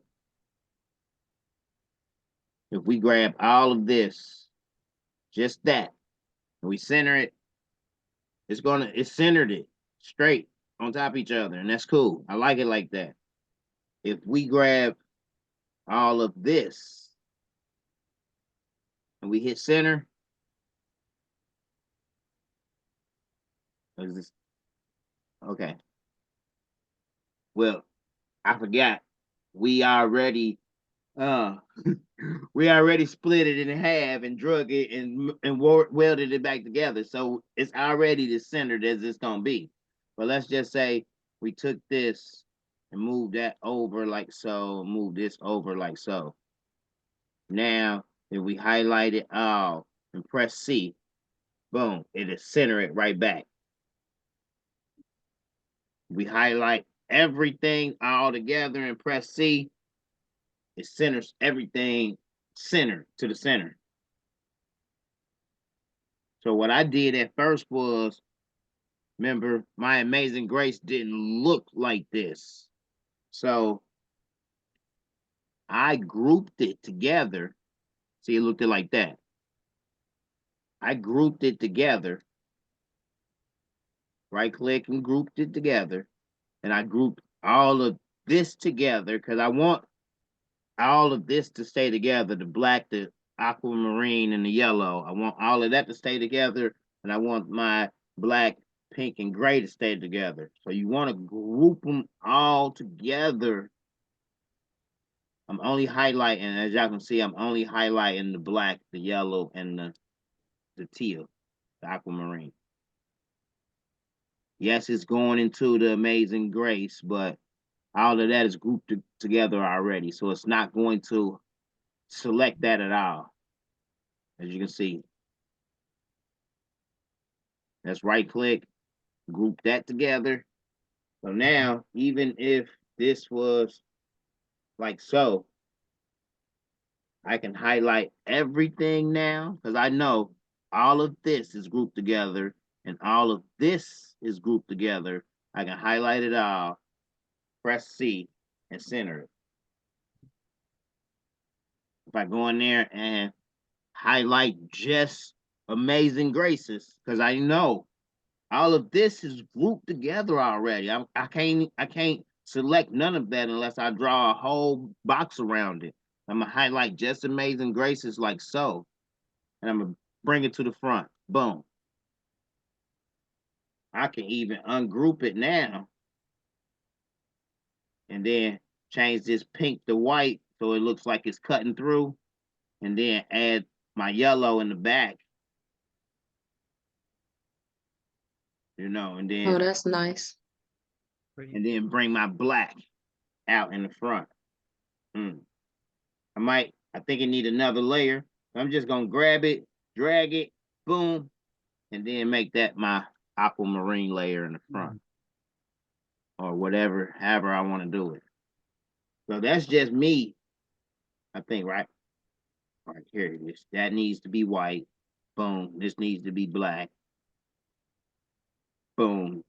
This needs to be yellow. Boom. There it is. And then maybe black with the aquamarine outline. And then we're going to turn it up like 2.0. Maybe it's just maybe it's the placement, but that's what designing is all about. Me, I probably get that far, grab it all once again by just highlighting all of this, because I know that's all I was working with was this. So once you get to the point to where you like, I know it because I did it. I know that all of this is still grouped together because I grouped it together. Like, you know what I mean? Then you'll start being able to work in a space where Coreldraw it doesn't get confusing. You know, you don't think oh, how did I grab the wrong thing? What am I doing wrong? You would know like why can't I grab that? I just tried to grab the yellow and it's not grabbing the yellow because it's still grouped. Let's ungroup it. Let's deselect it. Zoom in. We're gonna grab this yellow right here. Now we got the yellow. Now we got the boom. Let's Control Z it back. And now we're gonna group together the aquamarine. Hold shift, click on the yellow, right click. We're gonna group them together. Now we know that if we grab the aquamarine, the yellow coming with it, because we grouped them together. So as you start enhancing your workflow and start deciding like, okay, what I'm working on, how I want to do it.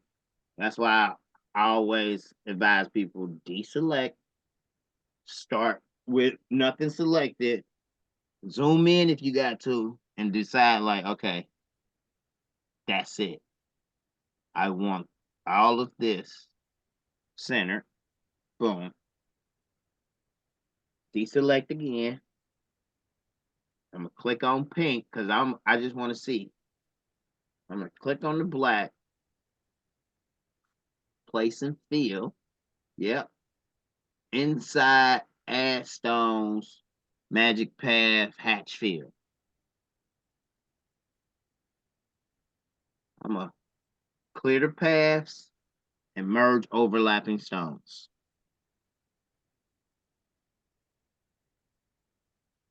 Boom.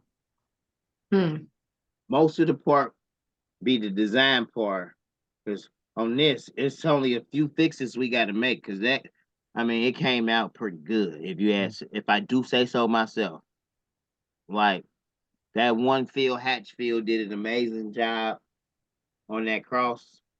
Like, sure enough, I would come in and I would grab this piece here, and I would add a stone here, and then I would probably equal space this whole area here, and then add a stone. Looks good. Shift and clear the paths. Right here it's kind of tight. All I'm gonna do is just grab it and move it down just a hair. Boom. Looks good. I got a question. Question. When you do this next one over here, when you do your stones, have your stones set at the right space. I can't remember what it's called. The one at the arrow, yeah, one. What is that called? Replace stones to make the spacing equal. Okay, when you make the space equal this time, as you're doing it, say it again. So you press that to make the stones. First, you get your stones that you're gonna make the equal. Right. That you're gonna, and then you press that. And when you said press shift, excuse me, That's the Okay. clear to- you clear you to press shift on the keyboard, then hit the pad. Yeah. So yes. So Mhm. let me see here. I'm gonna change this to gray so we can see it. This row right here, Mm-hmm. where there's empty stones at. I'm gonna click on this stone. Then I'm gonna hold shift and click on this stone because I know I want stones in between those two stones, right? Mm-hmm. Mm-hmm. We can replace stones and make the spacing equal. Boom. It's gonna put that black line there, letting us know that's the space between those two. So we can Mm-hmm. add a stone, add a stone, add a stone. Mm-hmm. Now we got that black line that's between those stones. Mm-hmm. We have to get rid of that black line, or that black line is going to be cut in our flock, and it's going to Mm-hmm. separate those stones right there. We have to then, with everything still selected, hold shift, and then clear the paths from the selected objects. Boom. And it Okay, so generated you're that line. holding shift while you're hitting that button. I'm holding shift while I'm hitting that button. That's why my stuff don't be working. Mhm. Yeah. You holding shift while you're hitting that button. But also, you got to remember, you have to remember this. Let me do this. I'm going to delete all of these in this row. Even if you decide to, we're going to boom, boom, we're going to replace the stones to make the spacing equal. It gives us that line. We see it and we fill it up, right? Mm-hmm. We got to shift and clear the paths to get rid of that line, right? Mm-hmm. If you use the other tool, meaning you click on one, you go to the edit tab, you use this fill between two tool. Mm-hmm. I like the fill between two. It's faster because you ain't got to hit the button so many times. But you click on one, you hold shift, click on the other one, you hit fill between two. There's no black line there, right? Mm-hmm.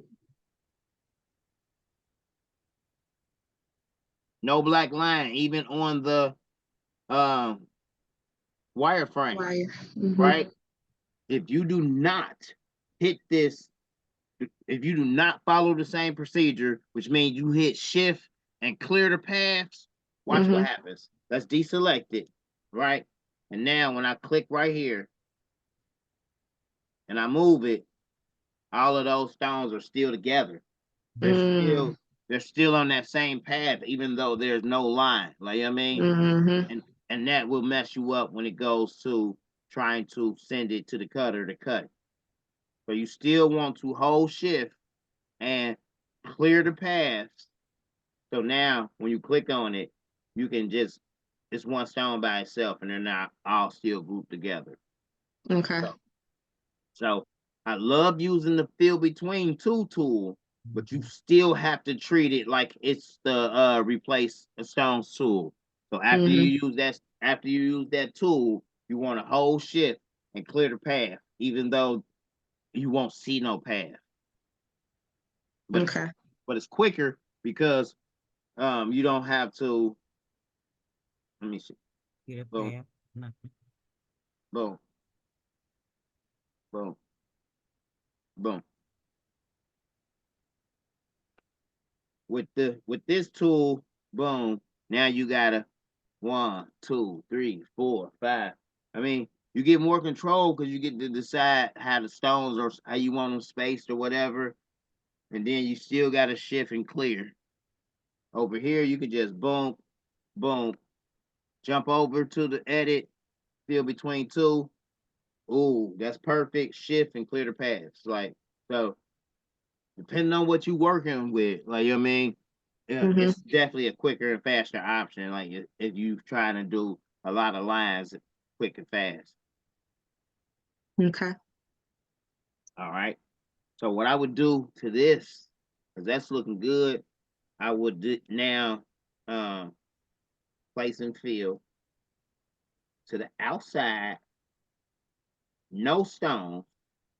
We're gonna play with the contour now.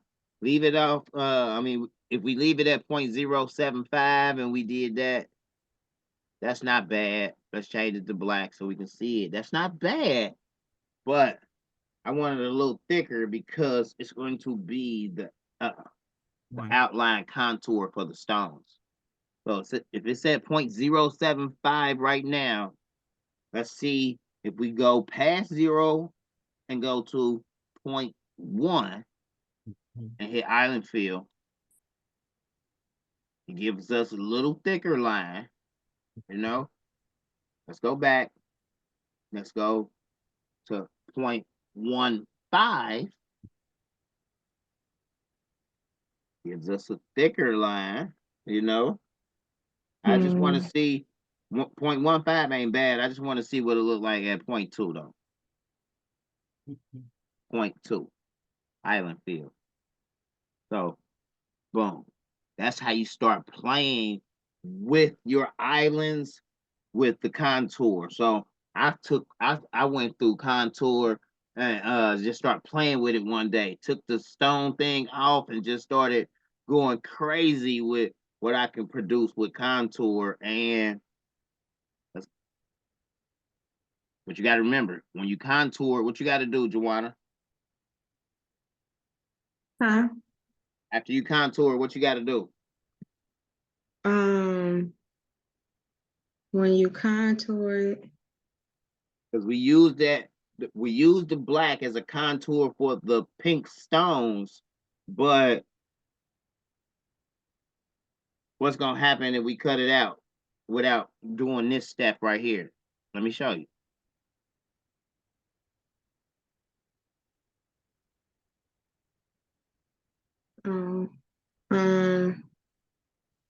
You cut behind it? Yes. Trim it? Yes. You have to take that gray and trim it through the black in order for that black to be the outline. If not, you're gonna go to cut that black out and it ain't gonna have no cut lines for where the stone's supposed to go at and in the inside. So we want to click on the gray, hold shift, click on the black, and just trim it. Boom. Essentially, we can get rid of this gray. You know what I mean? Okay. And now we have our outline with our two colors to send to the cutter. We're gonna cut out our black vinyl. We're gonna cut out our teal vinyl. We're gonna cut out our yellow vinyl, and we're gonna cut out our rhinestone template and layer pink stones in there, and we good, right? Or don't get rid of this. Don't delete that part. Instead, nudge it off to the side because maybe you might run into a customer, you tell them your rhinestone price, and they're like, no, I don't want it in rhinestones. Or you can always give them the option of glitter or hologram or something less expensive, but not if you deleted this piece. If you delete this piece, you'll have to go back to the design and then run the smart fill again and fill it up, fill that piece in, and then make that cut. But if it's already there, nudged off to the side, you know, you already got your vinyl part, you got your vinyl outline, and then you got your vinyl insides as well. So when I first got started, I always used to do, I make my rhinestone pattern right here, and then I delete that part. Like I didn't need it no more. In my mind, I got the rhinestone. I can't put rhinestones on top of vinyl, so why would I even keep that part in in the times where I may need vinyl instead of rhinestones. And also you will keep that part in case you wanted to sublimate it too, correct? Yes. Oh, thank you. Yes, yes, yes. Sublimated or DTF or print and cut. You know, say you wanted to take this image here, right? And say you had the Maryland's machine, the B220, or you got any type of print and cut system, you can easily, oh, you gonna love this. This gonna blow your mind. You gonna love this. Y'all gonna love this. Y'all gonna love this. Y'all gonna love. Ooh. Right click. I'm gonna save this image right here, right? I'm gonna save this image. It's gonna save as snowflakes falling. Oh my God. Look at this one. All right, we're gonna take this image. Let me pull up snowflakes. Oh, look, you know I went crazy on the snowflakes and snow globes and stuff, you know, trying to put together. Where they at? Where I save it at? Hold on. You put it in the down, it didn't go to download. Yeah. Sometimes it goes to the There it is. download and it's all the way at the At the bottom. bottom. Like, you know what I mean? I put it in my images and it went to the bottom of my images. Okay. All right, so here's the images, the image of the snowflakes falling, right? What I'm about to do, y'all. Power clip. Who said that? I don't know. Deborah, Yeah. she on it. I love it, Deborah. I do too. So the key to power clip is you want to find, let me move it to the back. So you want to find the area of the image that you want and just right click on the image, do power clip inside, and we're gonna power clip that right inside this, like so. And let's click off of it. So now we got our snowflakes falling inside of the cross. And I will probably click on it, place and fill again, and do another contour around that island fill, black. Boom. Tell me that doesn't look gorgeous. Look like a whole nother something different. A whole nother something different. But let me go back because that looks great. But let me see. You can adjust the power clip. Yeah, It's a little menu come at the bottom. yeah, while it's still inside, I wanted to pull it out like this so I can see it, and try to. Every time I've tried it, after it's in there already, like, I don't know, I like to fine tune it this way. I like to fine tune it this way. It'd be complicated the other way for me. Right click, power clip inside, boom, there it is. That's better. So it has like almost a cascading effect, like, you know what I mean, with the trees in the background. You can't even tell it's trees though, like, you know what I mean. It just it glitterized the cross. Okay, while we're on it, let me show y'all this as well. So, did y'all know right here inside the design wizard, right here, over here on the right side where the color is, there's this little triangle. It looks like it's pointing to the right. If we click on that, it brings up our Caesar Electric HTV, Caesar glitter colors. And what we can do is we click on that. Now we can actually change this color to glittery. And if we use this first area right here, that'll let you go small glitter, medium glitter, large glitter, or extra large glitter. Look at how extra large glitter look. So Nice.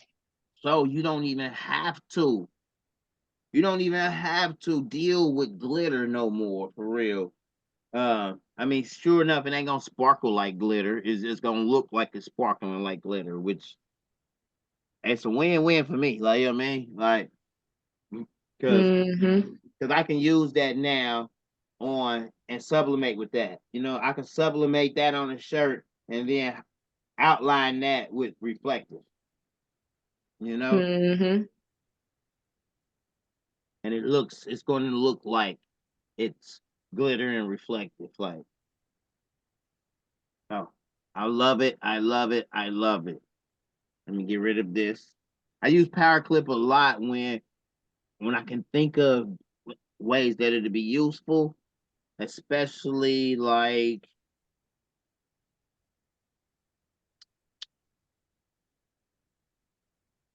I got a lot.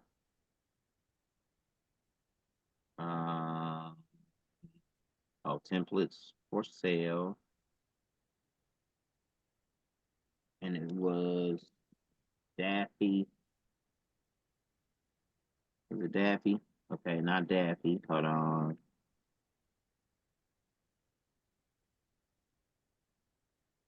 One of those ducks. Oh, there it is, Donald Duck. So with Donald Duck, I went ham on this design. This is when the power of power clipping first came to I saw the value of it. So here's the rhinestone template right here.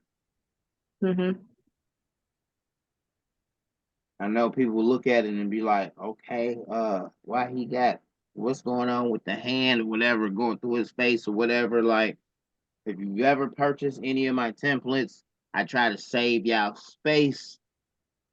And I tried to help people to understand that the template is just, you're just going to brush the stones into the template at the end of the day, because you're going to pick each piece up and place it where it needs to go on the image. Like, a lot of people buy templates and they're like, oh, I brushed it in and the stones didn't fit. And then I asked them, I say, did you cut it apart? Like, you know what I mean? Because it may look like it definitely, looking at this rhinestone template to the right, it may look like, okay, I see his sweater right here. I see the top left part. I see the right part. Like, but what's this part right here going through his hand? Like, what's this? His head. What's this going through his head? And where do these stones right here? You know what I'm saying? Y'all see what I'm, and people may really get confused. Like, oh, what's this part down here? Where does that belong? Let me show you. When you click into here, oh, try to pull them up side by side.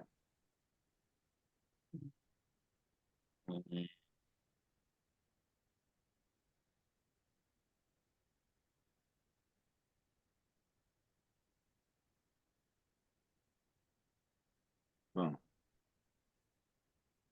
So we got the stones for the sweater.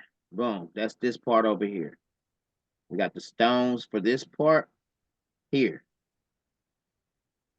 This little part right here. Let me see. His neck.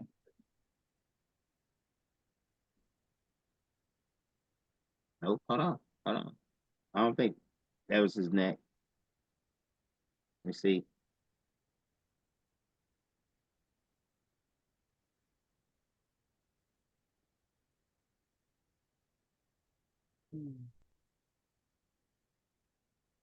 Don't tell me I done confused my own self on my own design. Hold on. Hold on. Hold on. All right. Wait a minute, because maybe that comes into play on, there's multiple pieces. So look. We got that one.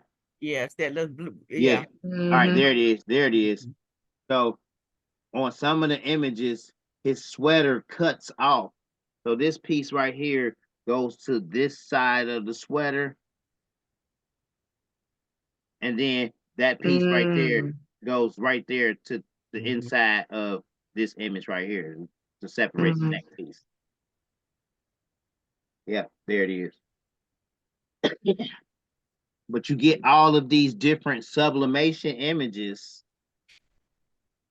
And if you're following and piecing it along and you sublimate the shirt first, and then you cut out the rhinestone template, and then you look back at the guide and you say, okay, I'm gonna choose this image here. I'm gonna choose this image here.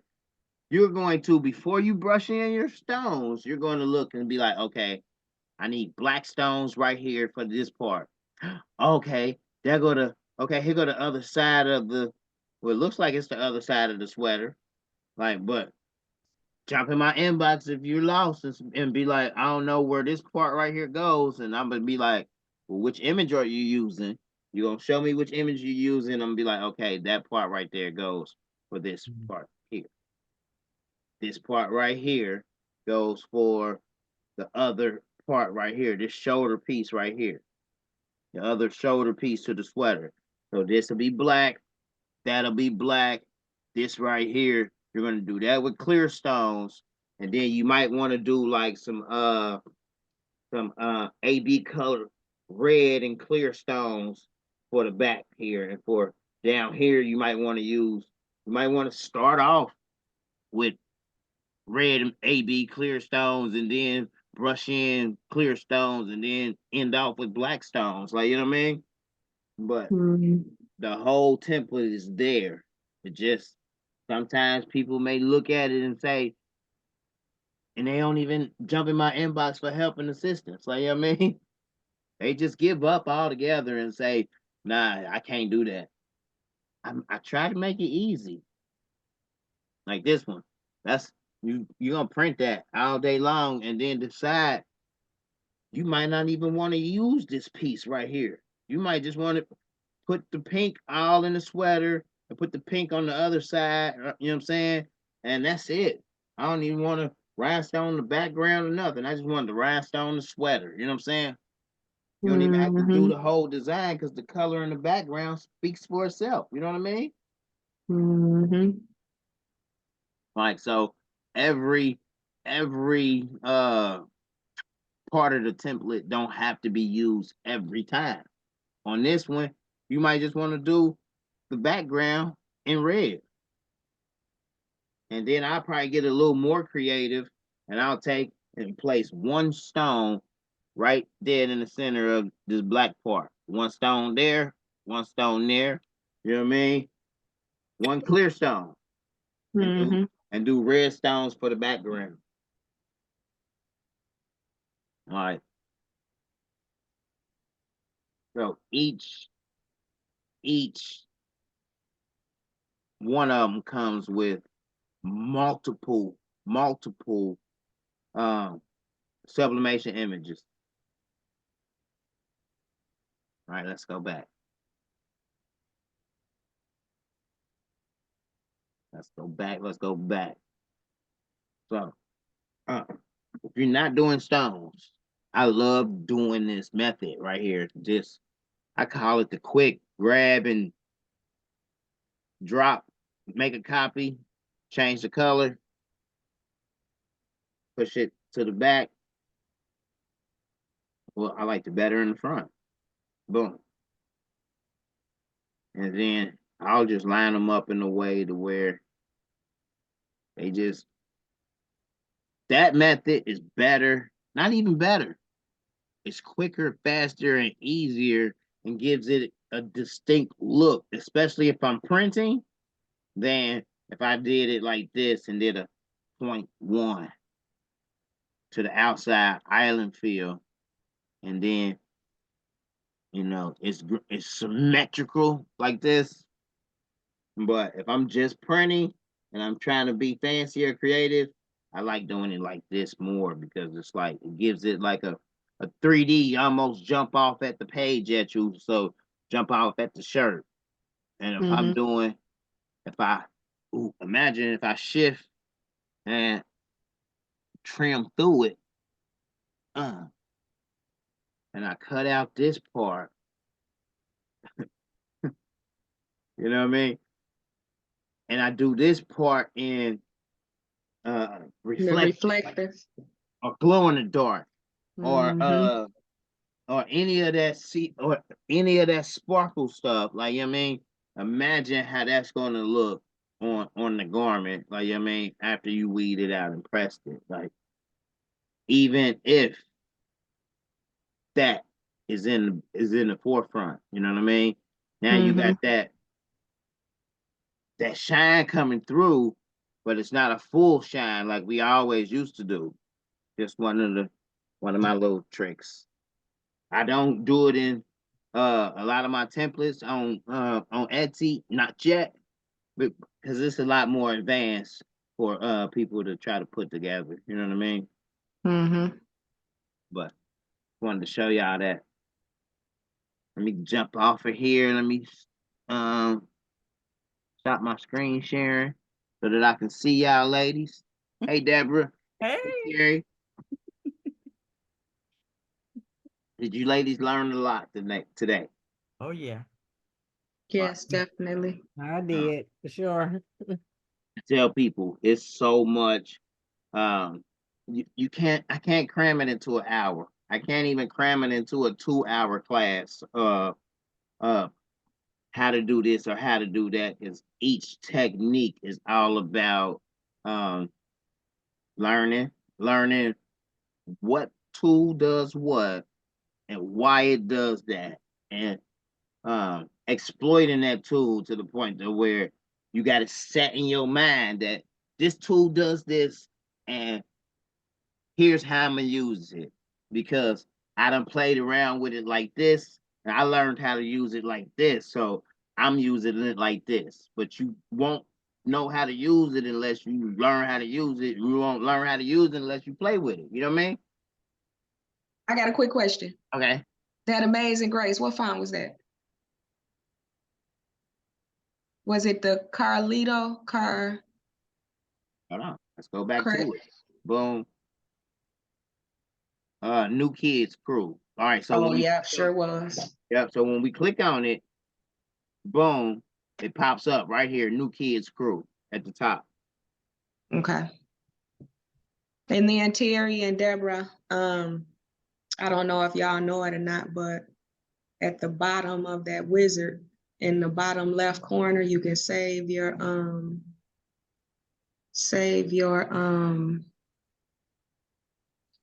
stuff that what you change in the your numbers that you change on your island field and your nudge and stuff like that, you can save it down at the bottom. Yep. It's right. It's right here. Yeah, I'm just waiting on you to show me how to get the wizard. Boom.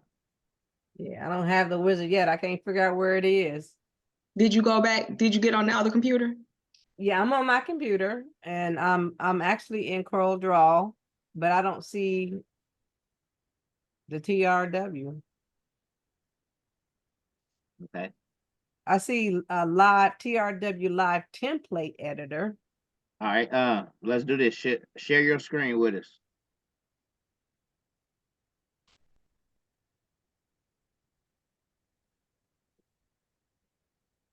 Go back This over was here.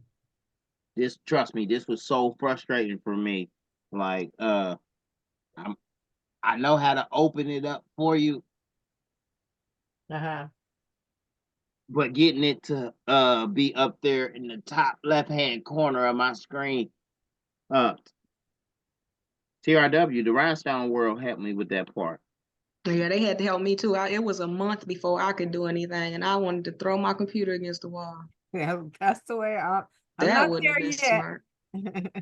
Let me see Yeah. where's mine. If you share your screen with us, I can at least show you how to open it up every time you want to use it. If you go to Okay. Windows and Dockers, you should see the TRW wizard toolbar. You Yep. click on that and it should put it on your menu bar. Mm-hmm. Isn't it host disabled? You disable the I'm not able to Hold on, wait a minute. Let me see. There you go. My apologies.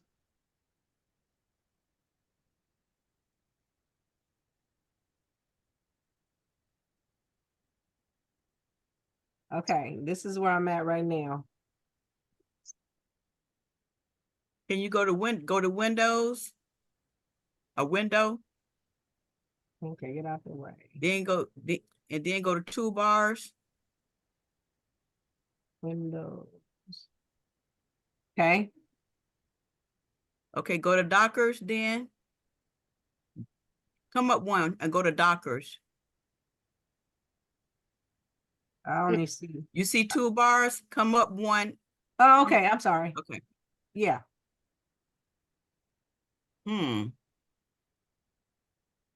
I don't see yours. It was in there too. That's how they did it. Huh. Yeah. Yeah. Okay. Oh, you see it at the bottom? that's All the way, go it over says- to your right and go all the way to the bottom, yeah, I have that open already. all the way to the bottom. I'm all the way to the bottom. Yeah, it ain't it. Yeah, it ain't there. So Right.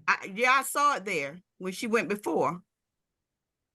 The only thing there is the TRW live template editor. Oh, I'll come back out and try it again. Hold up. the template editor. Okay. That's what that is. Oh, which that's what that is. Yeah, and that's over Yeah. here. Okay. Okay. Yeah. Yours look a little different. Yeah. You okay, might. here's how I found it. Let me see. Okay. Give me.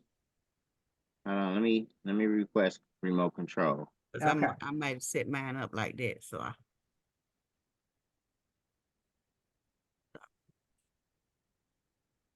Oh yeah.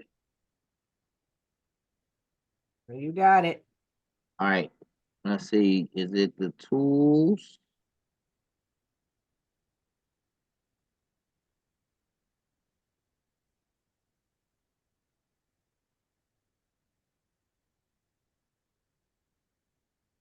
Okay, those the scripts. I'm looking for the macros.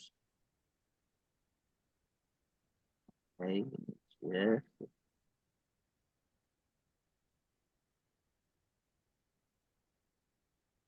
I thought it was in the tools. Options. What year is this? 2021.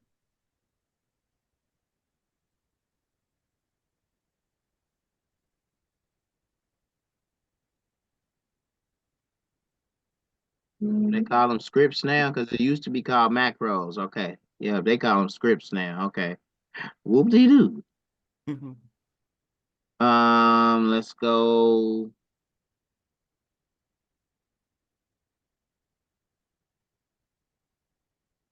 Here go the live template editor. Okay, here go the pro. Here go that. Here's the design wizard. We double click on it to open it up like that. So we should be able to, hold on, grab it and drag it. We can't.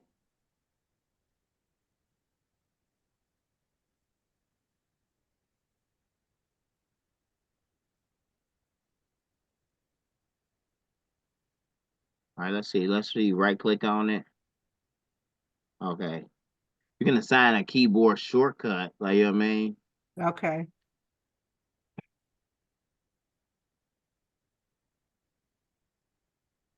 I cannot remember. It's something that'll put it right up there in that Right, top right, corner. right. I can't. It's one little step. I can't remember it either. Yeah. Is that the run? Because when you right clicked it, it said run. Maybe that'll distract it. No, I already just ran it. Okay. Yeah, Mhm. you know. But when you come here, you hit activate, There you go. and then you put your name and your email address in. Okay. Yeah, I think she's still just using the trial right now, right? No, I bought it. She bought it. Okay, okay. Let me see Okay. if Put I her can do name it. and her email. I don't think you don't have to put your invoice number. I Okay. think after you put your name and your email, and hit get serial number online. I think that's when it's supposed to do it. It's something like that. Hey, thank you, ladies. No, don't do it on here now. Like, you know what I mean? Because remember, it's being recorded, you know, so Oh, okay, gotcha. yeah. But Okay, I remember that then. but you know now where to go to load it at. So Right, I went here to the window. No, it was tools right, Mhm. and then scripts. right. And then down here the scripts. Yeah. And It's then gonna be on the video too. yeah, it's gonna be on there twice. Mhm. We go down to Design Wizard 5.0 Pro. Boom, it opens up the menu window. We go to TRW, and then you double click it right there. And Open it. activate. Boom. Got it. All righty. Hit activate, you'll be able to put your name and your email address in there. Then you can go through the process of activating it, Okay, Yeah. of got it. registering it. Thank you. For sure, for sure. I'm on a roll now. Listen, before they could contact me, I had to learn how to. I went through every screen damn near in the help. Not the help. It on mine is different. Let me show you. Let me show y'all mine. Let me stop sharing. I'm still using. Yeah, I you gotta realize, man, I bought this. It was a struggle when I bought this. I was at wit's end. I had already spent all my funds on the cutter and the heat press and this daggone laptop. The laptop costed $2,100. The cutter and the heat press costed another $1,500. I was like, I got to make this work. Then I turned around and had to spend $5.99 for Coreldraw and another $5.99 for the Rhinestone Wizard. So he was dealing with a young black man that was determined to make it work after spending all this money. Like, you know what I mean? Yeah. I I just had want you to show me one last thing before we get up off of here. Since I'm using Cricut, I need to understand how to import it into Cricut. okay. That's the fun part. Let me see here. Let me share my screen.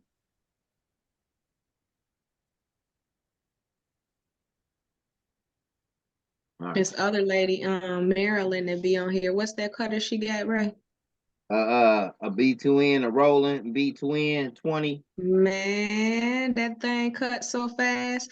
What would take us 5 hours to cut, she can cut in 10 minutes. 10 minutes. Bro, if we cutting out, oh, you're gonna love this. We can do it just like this. Move that one right there. I'm gonna highlight all of this. I'm gonna right click. Wait a minute. Why am I right clicking? Wait a minute. Hold on. Think about it for a second. Okay. I'm gonna export it. Export everything out at once. I'm trying something new here. So if this don't work, then I'm gonna show you the long way. But Cricut been doing some amazing things lately, so I'm almost positive this will work. We gonna name this design group, and we gonna export it as an SVG all together. Mhm. I know it's gonna work. Design group cross. Save it. I already got Cricut open because I knew I had an anticipation. Let's go to new project. Let's go to upload. I was playing around in here the other day. I was like, man, this Cricut ecosystem, they getting savvy with it. Like, you know what I mean? What you can do and how you can do it blew my mind. Design group cross. I know. Wow, that's a large image. It said cut image. Yep, because everything is a cut image. Let's upload it. Let's click on it here. Let's add it to Canvas. Oh man. I might have to go in there and refresh what I know now to help people when they get to this part. But I think maybe we gotta ungroup it, you know, and then go in there and select. Wait a minute, is it still ungrouping? Yeah, click out. Yeah. No, it's froze or something. It looked like the ungrouping is taking longer than anticipated. Just trying to get all them circles in there. Yeah.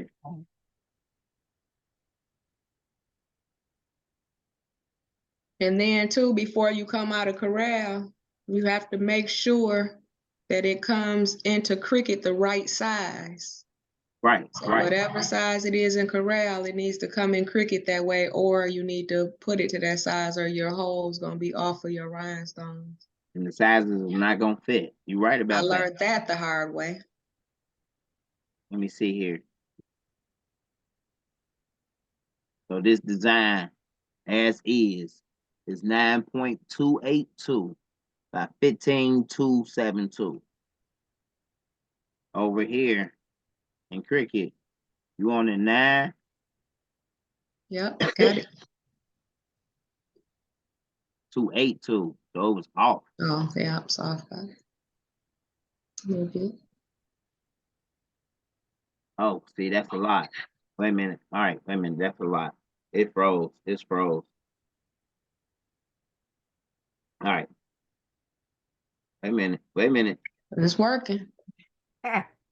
Yeah. Yeah, but okay, doing it this way, it's struggling. I got 16 gigabytes of RAM and it's struggling. So hold on. We can still do it this way, but you want to do the circles by themselves and not with everything else. That was my first time ever trying it all together, thinking that Cricut could handle it, and I see it was struggling. So my bad. I thought it was there already. Thought they was there. So back over here in Coreldraw, you will have to separate it. So I'll grab all of the pink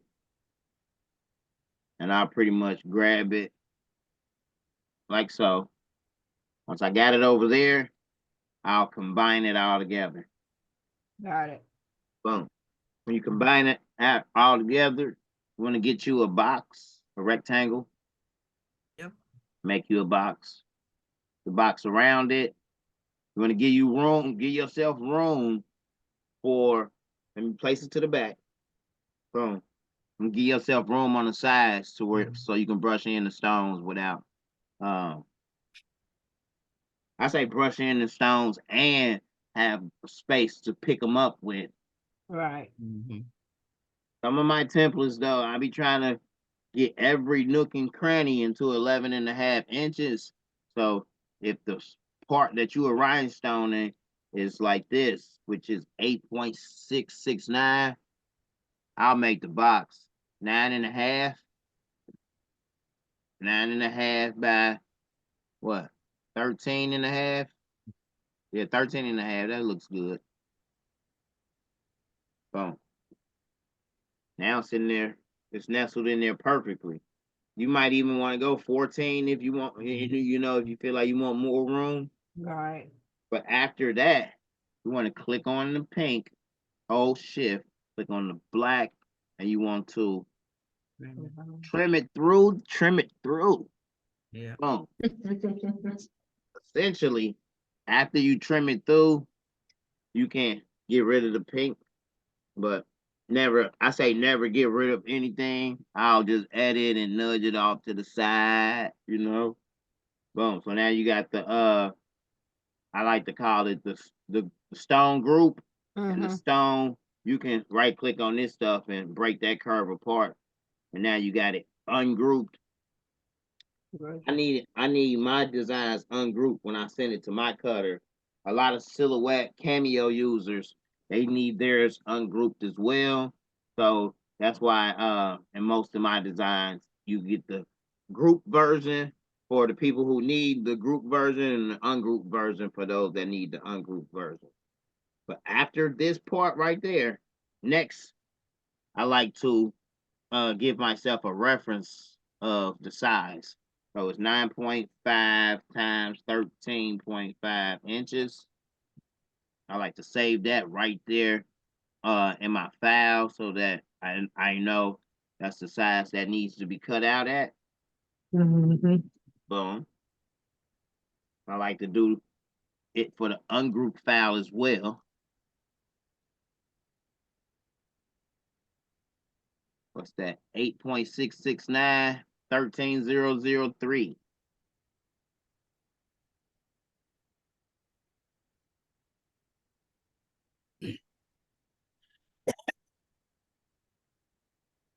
$13,003. Boom. Save it again. So now I'll take this file right here. I'll go to my export and I say that's the cross SVG. Let's export that SVG. I'm gonna do it right on my desktop. Come over to Cricut. New project. Upload.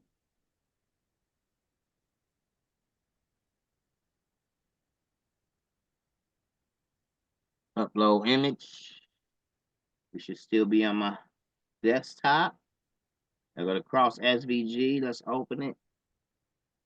There it is. Let's upload. Remember this part right here? Let's add the canvas. This part right here was critical. Even though sometimes it gets it right or it gets it somewhat on, you want to make sure that these numbers match here. Yeah, So okay. the width should be 9.5 by 13.5. It will always have to match. Can't be close. It's gotta match. So, Yeah, unlock. yep. 9.5. Boom. By 13.5. Boom. And then you'll hit make it.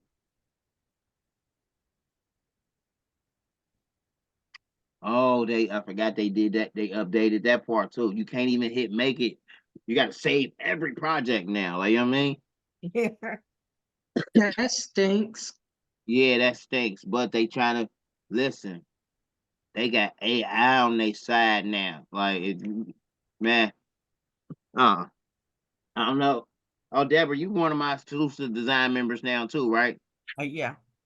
So, man, listen, y'all, with the power of AI, they are able to analyze and reconstruct and redo every design now. Like, so if they got this whole ecosystem and they got it to where you can't even cut a design without first saving it, like, you know what I mean? You're probably to check your interconnection. What? Y'all still here with me? Mm-hmm. Okay. Design space be doing some crazy stuff sometimes too. They do. It sure does. They do. Yeah, what? Okay. Gotta add it to a collection. Rhinestone blinged out. Create a new collection of crosses.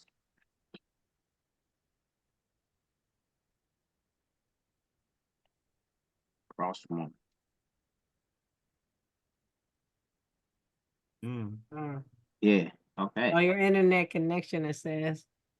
We Mhm. all of us wouldn't be still on here. That's right. I know, right? That's why when I seen that message, I'm like, hold on, y'all still there? Wait a minute. Did it drop that fast? Yeah, but let's just go to upload here. add the canvas.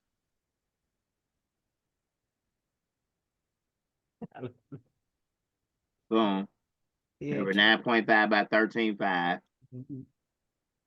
All right, boom, make it. I know I didn't go back in there and change it, but I just wanted to get to this part to where we can see it on the board. Got it. It's ready to go. Yeah. But check this out. Cancel. Let's cancel it. Because now with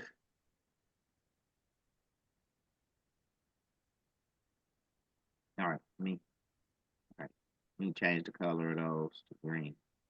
That way when I select all of these over here, it didn't select all of the stones. We're gonna edit, we're gonna nudge that to the left, Now we're just gonna grab all of our stuff, We're gonna export that as the design group SVG all together. Save. When we come to Cricut and we upload, we grab it all. Design group SVG. And we upload it all together at once. It breaks it all apart into individual layers. And if we hit make it here, it's going to break it up into our cuts by that's one color. And then you have your second color and your third color and your fourth color. Man, when I first started sharing files and first started selling files, let me show y'all. I'm still in here fixing files till this day. And I was so lost. Like I thought I had to do this for all these designs. Let me make it big. Yep, here go one. So it has all of these EPS files. It has the SVG files. Then they got PNG files. When all I needed was, look, why is this a PNG file of rhinestones? I didn't know no better. Like, because a PNG file of rhinestones is going to come up like this. Like, what? And you try to load that into Cricut. Let's see here. I know a lot of people, they were like, Yeah, I done bought some like that before. I'm like, Yeah. what is going on? yeah. If it was any, what's going on? You just got back? Okay. All right. Yeah. It's a studio? Oh. Hey, come here, man. Come on, hold on. Wait a minute, man. You got me fucked up, bro. I'm sorry. Wait a minute. Look, you're not interrupting. You're not interrupting. His name is the real Tayway, right? I wanted to tell everybody I said hello. His name is the real Tayway, and you got 45 seconds. Give him your voice real quick. He got a channel here on YouTube, like, you know what I mean? And he trying to get his subscribers up. Like, okay. I like this on the spot shit, like, you know what I mean? So this is how you grow your subscribers. Give it to him. All right, look. I got this feeling, and I just can't turn it loose. That somebody's been getting next to you. I don't want to walk around knowing I was you. 'Cause being the man that I am, I just can't lose my cool. All right. So he sang weekly with two bands. He traveled, Nasty Natty Brass Band and alter egos. Is it a brass band too? No, they ain't a brass band. bro. Okay, all right. But look, he run up on Andre the Giant like that for real back in the day. Say Andre that. the Giant would have I'm stepped gonna on have to him. put him down with the pistola.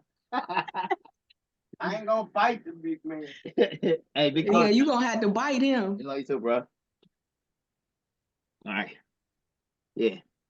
He was just saying I gotta put him on the spot because if don't nobody push people and motivate people like to get this income, I'm tired of walking around here like letting people know like, bro, I built this to the point to where yeah, I do get paid for it. I do get paid for the views. I do get paid for the subscribers. I do get paid for the membership. But if you don't build it, then you ain't gonna have nothing built. Like, you know what I mean? Like Mhm. each and every one of y'all can do the same thing. Like, you know what I mean? The product don't have to be rhinestones. It can be rhinestones as well. Like, you know what I mean? If you riding this rhinestone journey, you might as well ride it with me and help to strengthen our team to be the biggest team. Like, you know what I'm saying? If it's something else, let me help you to decide how to start making money in your sleep while you still making money while you woke off the same product. Like, you know what I mean? Hey, Ray, Mhm. Yeah, Ray, yeah. you don't remember coming down here and buying the printer from me, do you? From Down here in Dayton. Terry, Yeah. yeah, Okay. I do. Listen, I told you 1 week after I bought that printer from you, I bought another printer from a lady named Deborah, another lady named Deborah, Mhm. and had drove right back to Dayton. The printer that I got from you, what was it, a 77 a sublimation printer, right? Yeah. No, DTF. DTF. Okay, that was the first DTF then. The Epson The wait a minute. 2880 or something. Yeah, 2880. Mhm. And I got another one. It was another 2880 actually, like, and I can tell you right now, they both still downstairs, and I used them, and I sold one to my partner who used his, but now we considering getting a big 64-inch DTF printer, like Uh, where we don't got to deal with the clogs no more, but we don't got to run the print head nozzle checks and none of that. Like I got a sublimation. I got a 7720, which is my holy grail, sitting right here on my desk, and it don't never clog up. I don't never had no issues with it. I just need to make sure ink stays in it. And yeah. so before I even started playing around with DTF, and you know, when I drove up there and got that printer from you, I ain't know what it could do. I ain't know nothing about DTF. I just was just starting. And I don't know. I had fun, loved it, but hopefully this new bigger machine is the to all the problems that I encountered with DTF. Like, you know what I mean? Yeah. But I still have my 3880, yeah, and it's my workhorse. right. Yeah. Which brings me to the question. Now, could you do DTF instead of trying to do the vinyl part and then put your rhinestones on that? Yes. Okay. Yes. This sweater So that I you have saying on right DTF's here. rhinestone stick to DTF? Yes, this sweater that I have on right here is actually DTF, but Right. I'm gonna put rhinestones on it here in the next couple of days, and then have my girl wash it, and then I'll do the before and after video. Oh, But I okay. have a teddy bear shirt that I pressed the stones in. I think when it comes to the key to making it work is about 350, and then you want to actually have it high pressure, as high as you can get it, as long as you can get it back up. Like, you know what I mean? Yeah. Okay. As tight as you can get it, as long as you don't have a struggle. Sometimes we go so tight that we sitting there like, oh, I can't even lift it back up. Like, you know what I mean? Yeah. Like one trick that I came up with though. Okay. When I got it down, and it's so hard that I can't get it back up, Right. I put my arm through this part right here. I hold on that piece right there, and I come up with my arm, and it gives me a little more leverage to pop it open. Okay. One day I did that so many times, not even realizing that the next day my arm was gonna be sore. Like, you know what I mean? Right. So you only want to do it a couple of times, but some things really do need that maximum pressure as tight as you can get it pressure, because you're trying to pretty much essentially push the stones past the layer of ink that's already there Right. into the fabric. Like, you know what I mean? So what temperature are you at? 350. 350. Yeah. Okay. Found out 350 is what works best. 350 for 10 seconds. No, for 30. Oh, You maybe want that's those? why my stones came off. Yeah, you want those stones to not only melt, you trying to get them to melt past the ink of the DTF and adhere to the garment. So maximum pressure and maximum heat, but not sublimation type heat. Like, you know what I mean? Like, I tried it on like 2 garments. The last garment that I tried it on, I was like, okay, it's maximum pressure.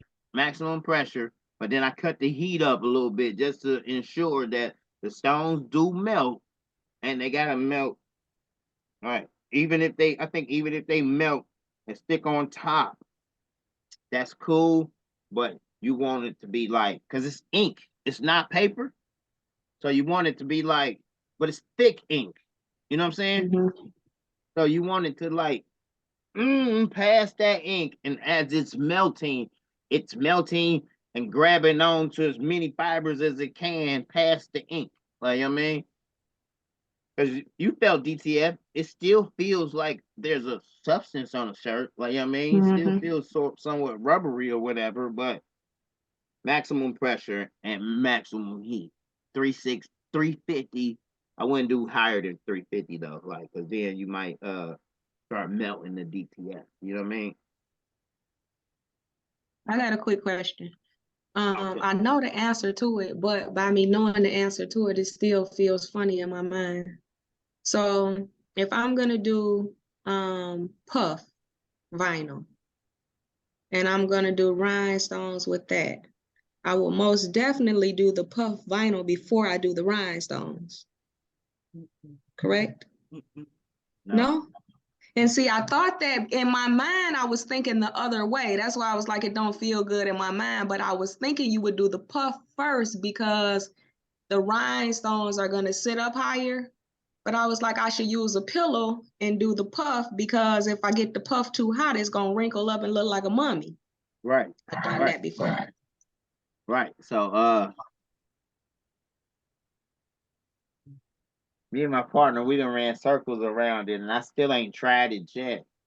I think the only successful way to do puff and then do rhinestones is it ran through my mind a couple ways. You layer the rhinestones down first, right?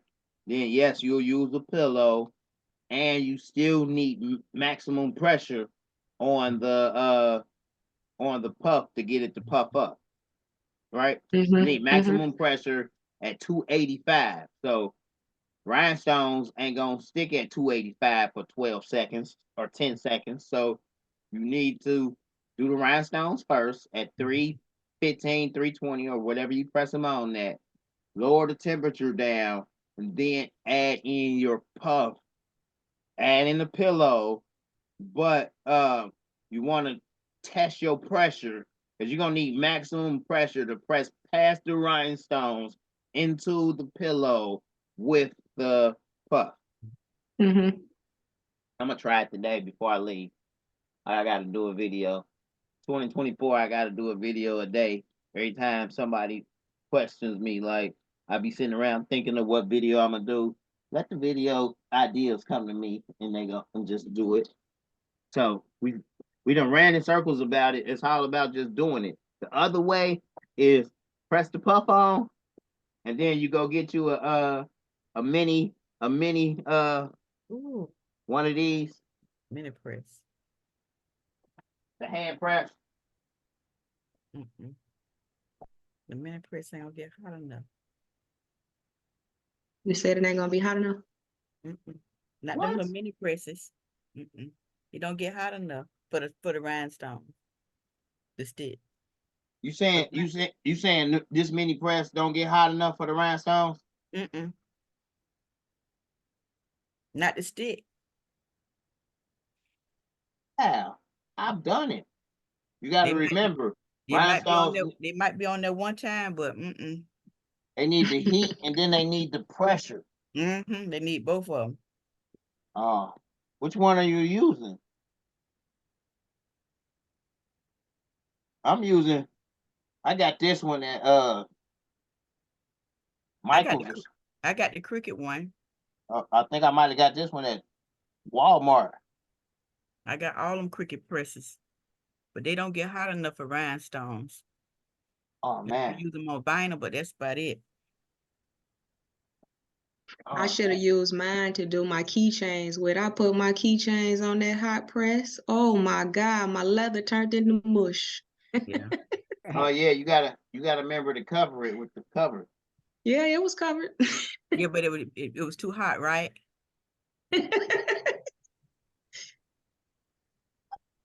me call my girl. I gotta see what's for lunch. I gotta realize I ain't even ate nothing yet. And then when you do words, when you're typing your text in Corel, Yeah. and you get that blue line around it, how do you get rid of that line again? Right clicking it. What's going on, Okay. baby? Hold on. Right clicking it. Okay. Oh, I thought you was over there coming up with food ideas. You like how yeah, I like how I did that, don't y'all? I just called my girlfriend, like I thought she would have been like, oh yeah, we going to Longhorn. Texas roll. Oh, Texas Roadhouse. All right. Oh, you ain't there it even is. dressed or ready. Are you ready? Yeah, I'm ready. Baby, I'm ready. We ready. Just call me and let me know when you ready, because I just was sitting over here hungry, and I called you, and I don't know why I thought you had a plan. And you do got a plan. You planned it yesterday for today. For today, and it's 3:58, and you ain't even ready yet. I'll get ready in like 15 minutes. Because if you planned it yesterday, the class was supposed to have been over at 3. Like, it's 3:58 because we on here having fun. You know what I mean? Per usual. Per usual. And you ain't ready yet. Everybody over here, they all ready to eat. Like, you know what I mean? There's 4 of us over here. Yeah.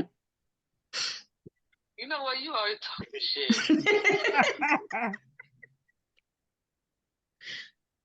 All right. We waiting on you. All right, baby. I'll be ready in like 15, 20 minutes. All right, sugar. All right, baby. Love you. Love you too, baby.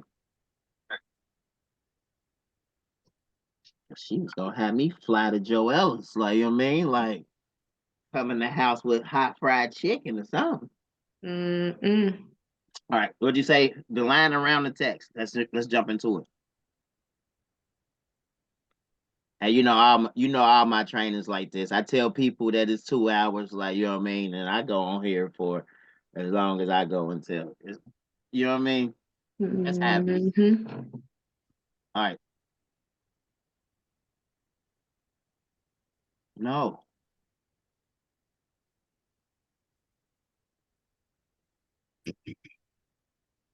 Oh, I know what you're talking about. Boom. Hello, folks. And if we did a place and fill, a contour around, let's go big, a 0.4 outside. Boom. That's the blue he talking about.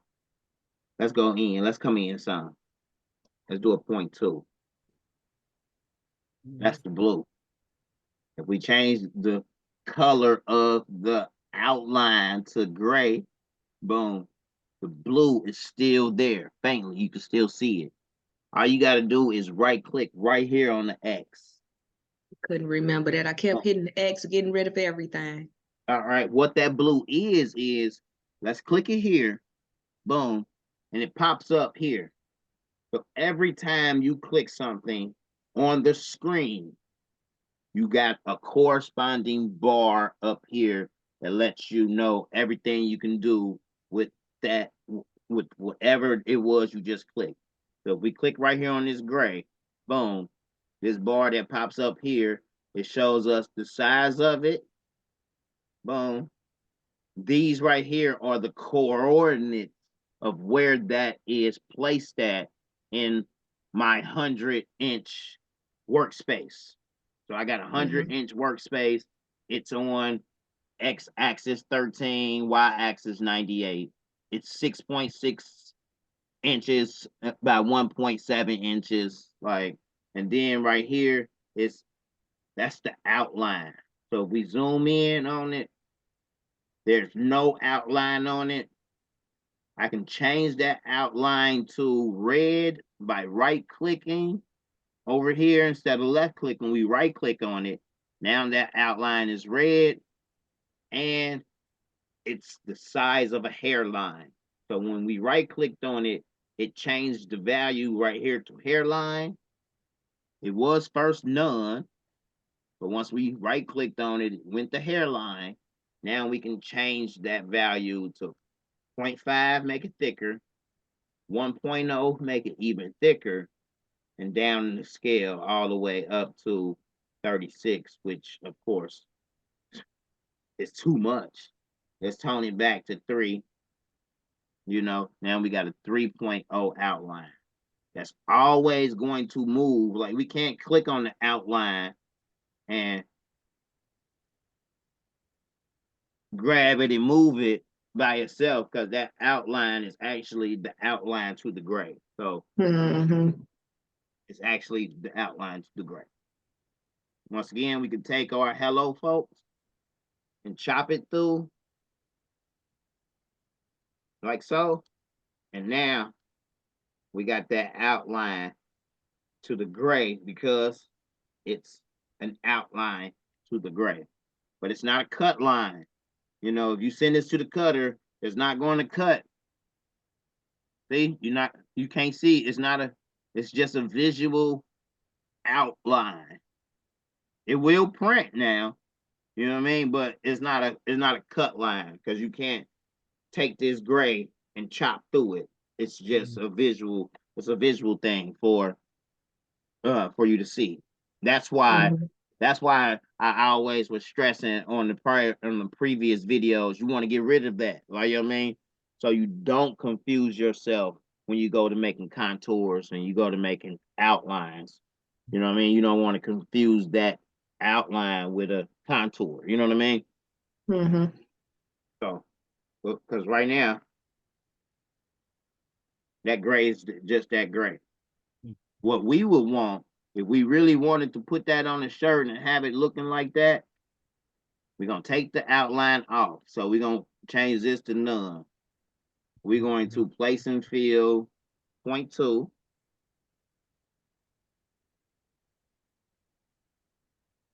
Oh, 0.2 is way too much. Let's do a 0.06.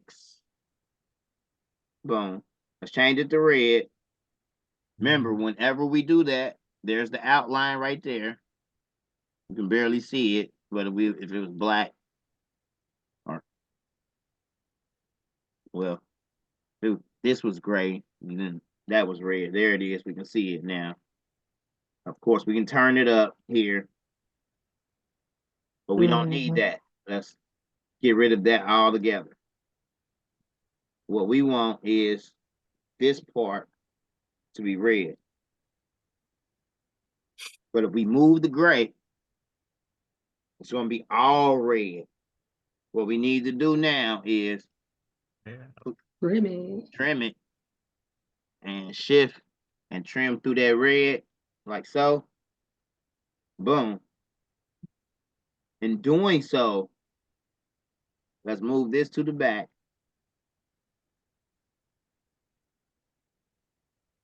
And we can trim through. I just clicked on the black. I click right there on the black. Hold shift, click on the red and the inside, and let's trim it through there as well. Boom. But now we want this outline as well around hello folks. We see that hello folks is trimmed through the gray. Now let's give it that 0.6 outline. We can't see it because it's behind everything. Let's bring it to the front. Let's change the color. And then we're going to push it back to the back. Deselect it. We're going to click on the gray, push the gray back to the back, like so. And now we want to take our black, hold shift, and trim through the pink. So now, if we were to send this to our Coreldraw template, and we tell it to do a vinyl cut and break it up into colors, it's going to give us our multiple colors. There's our inside for that. There's a cut line for that color, and there's a cut line for that color. The gray, the red, so all the red is together, all the gray is together, and the black is together. Easy peasy. I love it. I love it. I love it. Nice. Oh, that's how we do that. Terry, if you need a one-on-one with me, please jump in my inbox and we can do the one-on-one starting with the basics. If not, I do offer the membership for $24.99. You get access to all of these weekly trainings on my YouTube. I tell people that if you're great with following along with instructional videos, those are great. But if you want to be able to ask the questions, be able to clarify some things, and you need that type of training, come to the class on Saturdays. Like, you know what I mean? As you can see, I try to get in depth. I try to get intuitive. I try to answer as many questions I can as they come along. But I, for the most part, the people in the class are people who are the word fits the turn. Like, you know what I mean? Like, we taking class and we going to class every week to freshen our skills to get better at whatever it is we're going to class for. A one-on-one is more so, I need this training. I need one-on-one attention because I need more to get more in depth with it. So that's probably why I chose to word them as such. Okay, that works for me. I noticed that you give the one-on-one and then your membership. Yes, is that $24.99 per? $24.99 per month. But then you got to remember it comes with the 5 trainings because I'm dedicated to doing it every Saturday. Okay. I might miss a Saturday because I'm vacation here and there.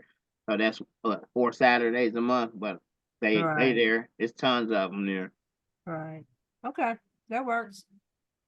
I'll be looking forward, even if I don't be wanting the class, I'll just be looking forward to get on here and look at stuff. Man, Like 5 weeks ago, y'all, I was lost in the sauce. I'm telling you, I had my husband on his head the other day, like, I'm coming for you. right. Look, I've He been, forgot something, and it was something that you had taught us, and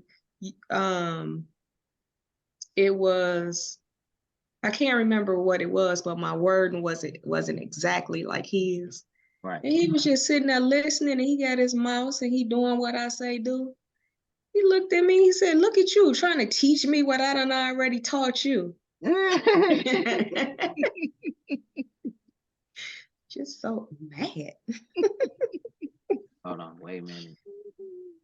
No, I sent these all to, okay, yeah, here they go. All right, so I try not to share these with too many people. Like, because you know, people might grab them and be out there making shirts with them and stuff. Like, you know what I mean? So I'm gonna go through these kind of fast, but these are all of the designs that I be creating using Bing. And y'all gonna be amazed. Here we go. Oh, that's pretty. Oh, hold on. Oh, that was actually a video. Okay, here we go.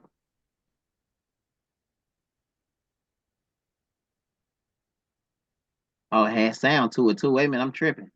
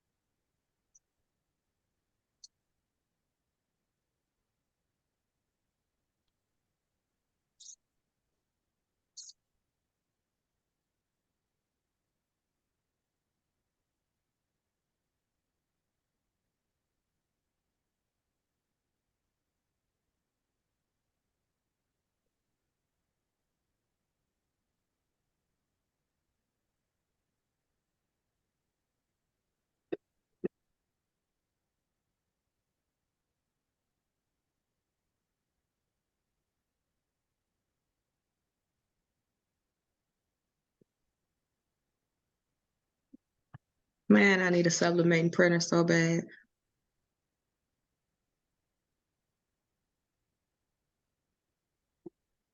Yeah,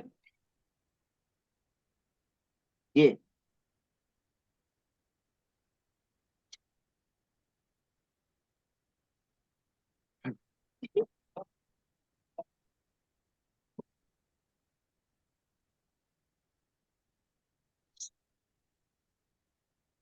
Oh man.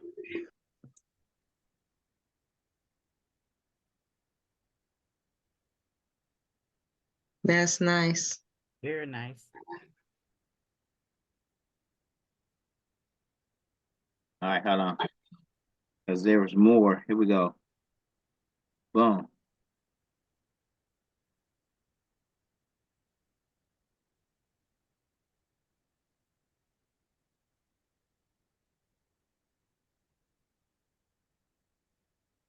You gotta realize all of these was done with Chat GPT. You just typing in the prompt.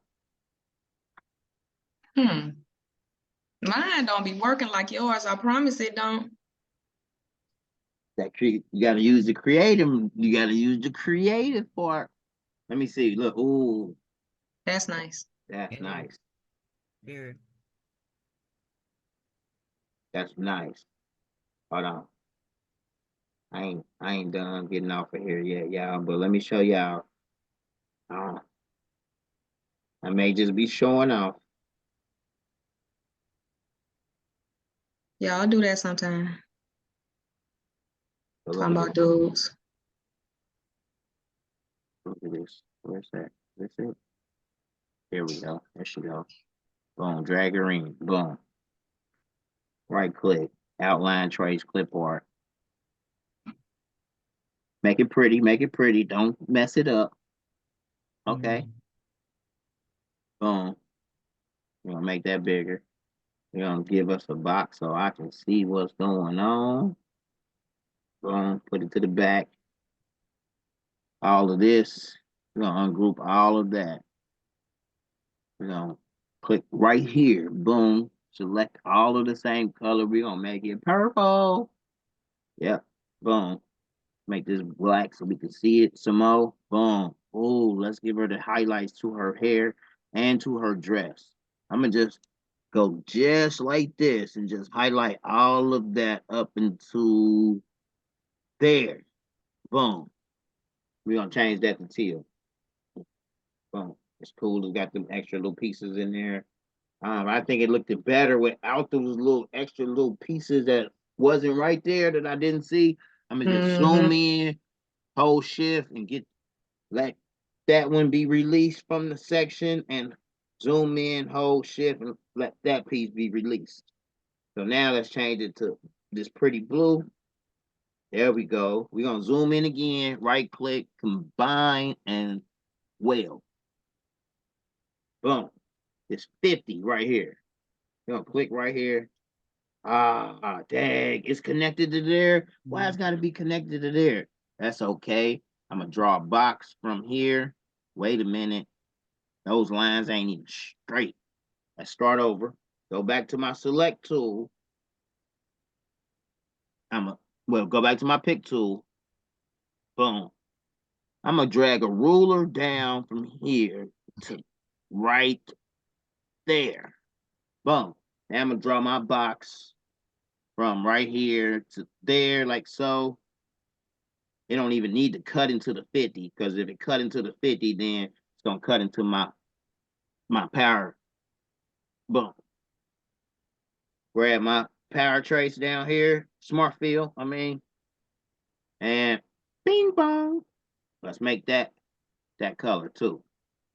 And while we at it, we might as well, while we got it still selected, hold shift and click on the purple and trim through it like so. Get that out of there. Now we got our 50.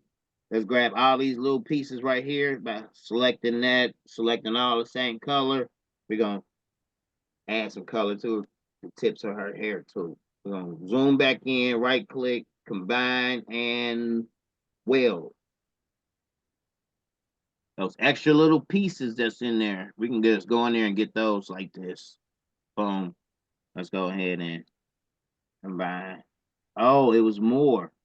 Oh, because all the purple ain't together yet. We was picking apart the purple. So let's just go ahead and get it piece by piece by holding shift as we get them. Now right click, combine, and weld. Looking good, folks. Looking good, folks. Let's save our work. Save our work. Happy 50. Boom. Ooh. Ooh. All right. All right. I heard you. I heard you. I heard you when you said it. You ain't even have to say it. Look. Boom, boom. Let's give her that. Aha. Boom. What? Say for the lips too? No, you didn't. Yes, you did. I heard you when you said it. Boom. Wait a minute. Wait a minute.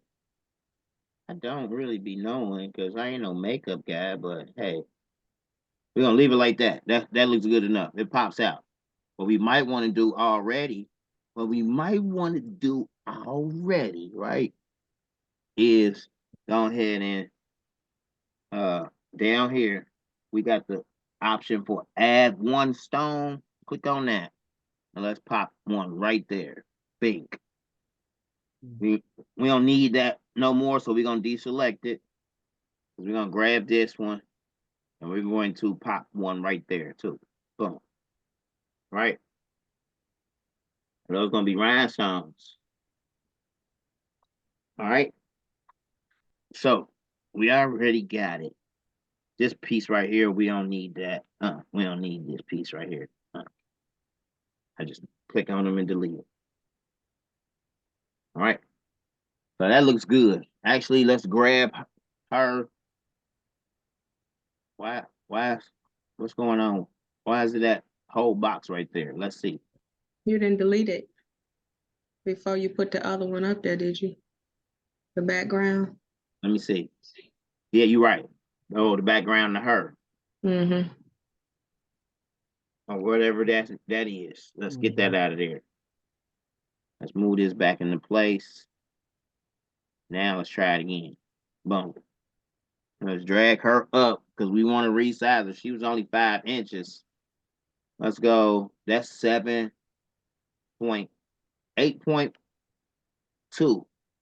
That's good. I'm gonna click right here on the black box. I want to size that up too, because we just using it as reference. Even though what I like to do here lately is, pop her out the box just a little bit and give her the 3D effect. Now she's not necessarily in the box, and you can drag her out just a little bit more by coming just into the 50 just a little bit so that she's coming out on both sides, like so. Boom, boom, and this side maybe drag this in some. And then you can still put whatever text up top here.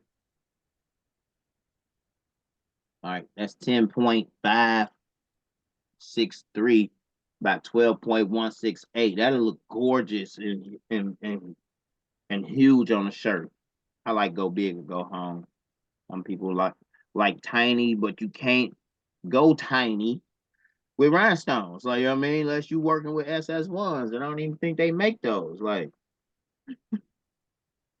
SS6s are a nightmare by themselves. You know what I mean? We already know this black box is just a black box. We may use it in our design. We may not, Look at that box right there. Just hiding that one box. So let's go in there and get him out of there. Sometimes we do stuff and we make mistakes and we make adjustments to things and we may forget it. So sometimes you going to your wireframe can help, like, you know what I mean, can help you to see, like, okay, oh, there it is. Like, so I like to check that periodically here and there as I'm working through the design to be like, okay, I already know that this don't need to be there. Boom, that's the part of the flower. I can take these pieces right here and give it some more color and flavor. All of this is supposed to be this color. And then we can do ooh, look at this. We can do our happy birthday right down here. All right. Boom. I always like to use cursive text when you're doing. I don't know, I'm a cursive. I love the cursive. For the sake of the tutorial, it really don't matter. The next cursive text will work. I don't let me say that, because text really, the fonts really do matter. So really just can't choose any font to convey your message. You want it to, at least fit or match the feel or that you're trying to get across. But we can do it like that and then do something simple like this and be like, whatever her name is, say her name is Grace. We just learned how to flip it. So let's flip it vertically. Go in there like that. Boom. Let's go white. Let's go. Ooh, that's perfect.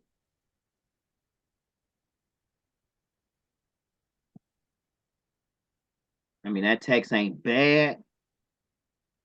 Ooh, that's even better. That's better. Because I'm looking for text that once I stretch it out like that, once I drag it over like that, and once I hold shift and boom. Ooh, wait a minute. Let's go back. Let's go back. Let's go back. Let's go back. Imagine how live it'd be if you get it right here to the edge. Bring it down. like so. Boom. Get it to the edge and slide it over. Slide it over. And then chop it like so. What about the E? What about the E? Okay. Okay. You right. I'm here to train. I'm here to teach. I'm here to let's go back at it. Let's go to the tech machine. I just made That's what I money, wanted y'all. you to do. Let's go back. Pick. All right. Perfect. Let's go to text spacing. Boom. Let's grab this E right here. Boom. And let's slide it over. I'm gonna hold control when I do it. Boom. Boom, boom, boom, boom. Looking good, looking good. All right. Thank you, Joanna. No problem. Oh, Chef, we can actually weld it right here now. Boom. And then click on it, hold shift, and let's trim it through. Boom. Let's grab all of this color. Right? We're going to grab all the color. Once we got all the color, we're going to right click, group all the objects. With all the objects still grouped, we're going to come over here, hold shift, click on the black box, and let's trim all of that through there. Boom. Now we can right click on the color and ungroup all objects. If we click on this black, look what it'll look like now. So now it's cut and trimmed through, ready to go. You can decide to, if you like to. Wait a minute, my mind. Boy, I don't know when it was that God started doing this to me. And I was like, wait a minute, check this out. Let's Control C, Control V. Let's nudge this over. Well, I forgot to Control C, Control V, nudge it over. Boom. Click right here, Control V. We're gonna nudge this over. Boom. Because now with this one, look at it. Don't that look like we can do a place and fill of 0.075 inside, add stones, hatch fill it nice and quick. I mean, we could have fixed the inside of the O, but I'm moving fast right now. Check this out.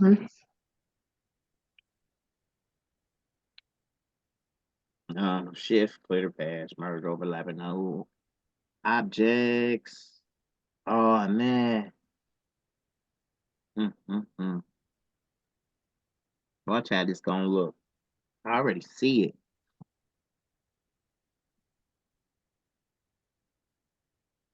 I'm gonna keep it like that for now.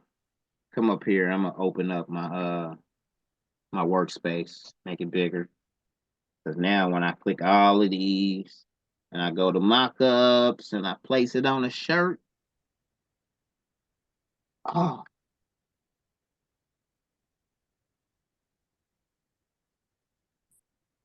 Woo.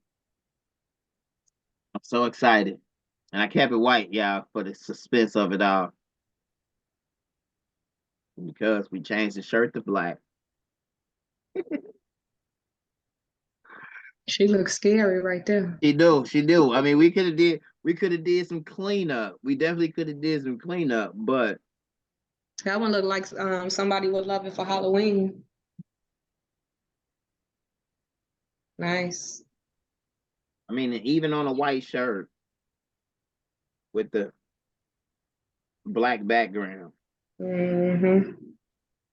Wait a minute. Hold on. That looks better. Here we go. Wait a minute. Here you go.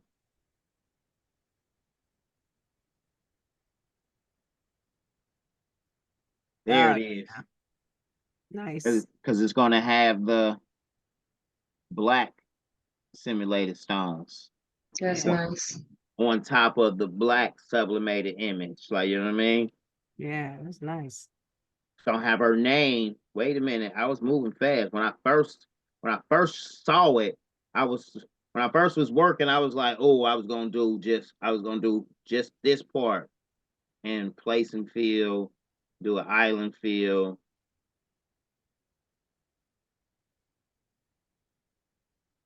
I was gonna have that stick out, you know what I mean? And then maybe I was gonna do another one over here, an island fill on the 50. And then this was going to be the shirt.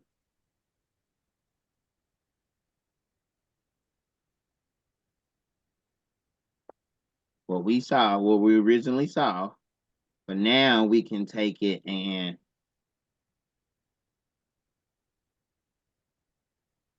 flip and bounce it.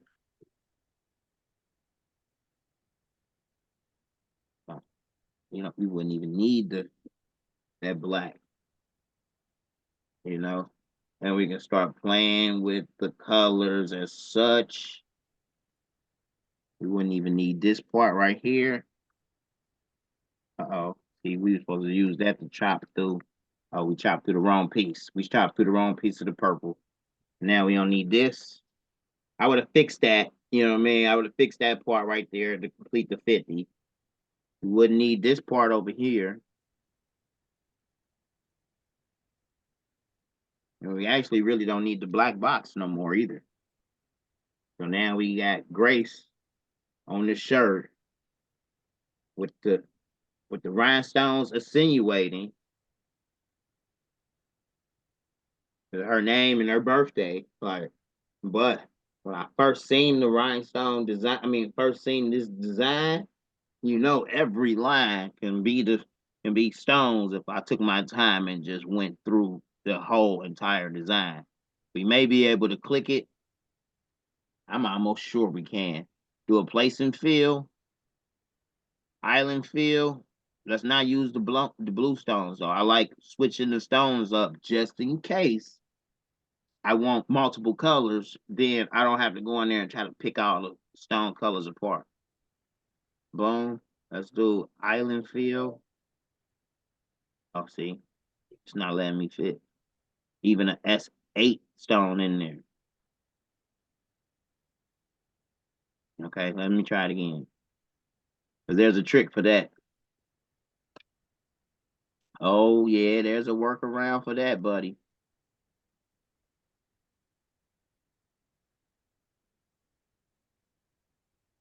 All right.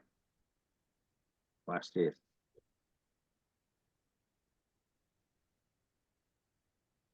Oh, that's the workaround right there.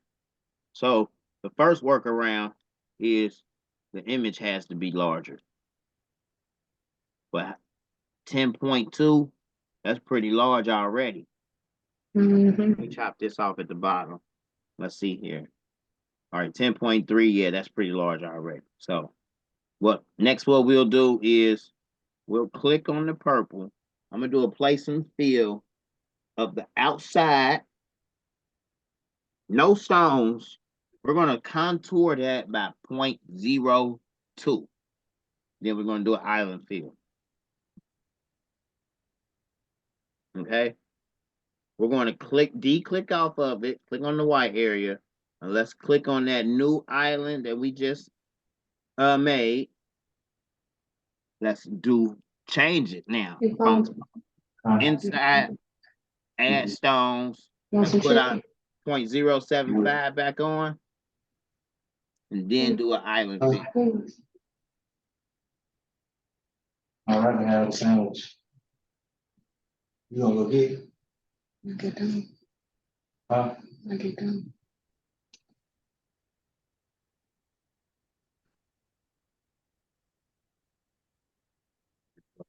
Uh-oh. All right, here we go, right here. Go back.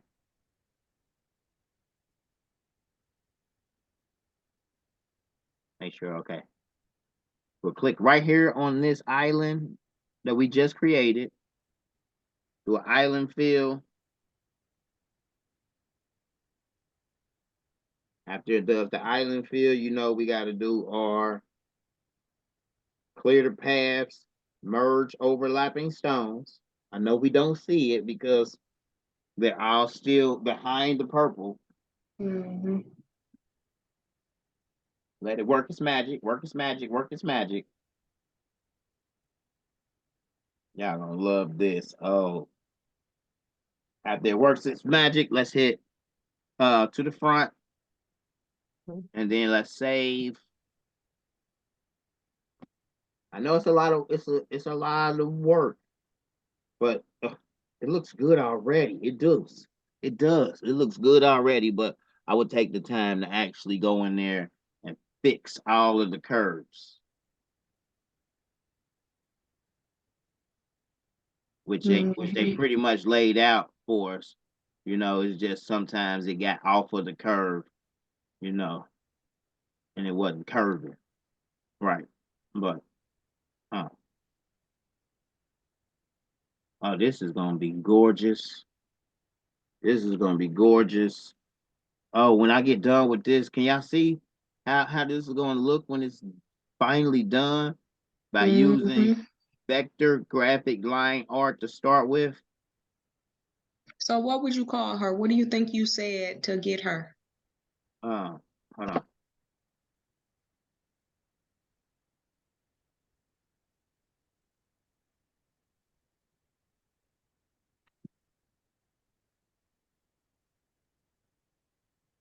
Watch this.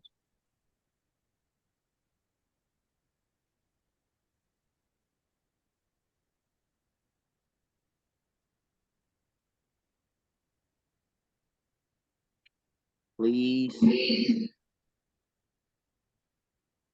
create me a birthday design for a woman. 50th birthday. The style is vector graphic line art. Bing bong. Something similar to that. Okay. I might have said, create me a vector graphic line art of a happy birthday design for a woman that's turning 50.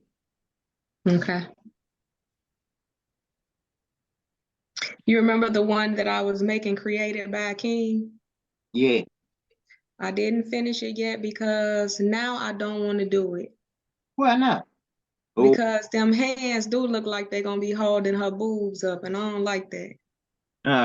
right, right. Look, check it out, check it out.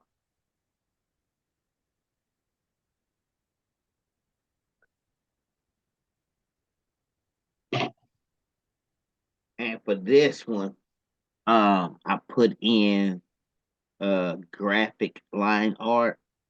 So you can tone it down, and let's say, oh, those are so nice. Let me save them first. Hold on.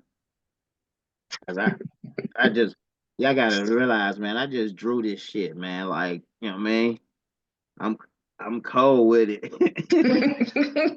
So cold.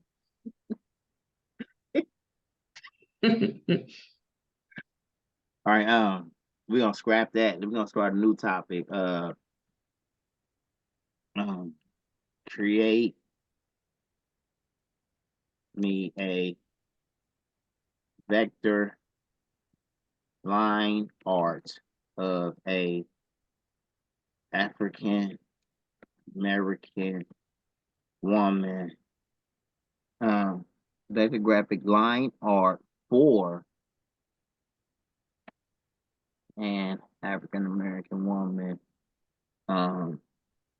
50th birthday.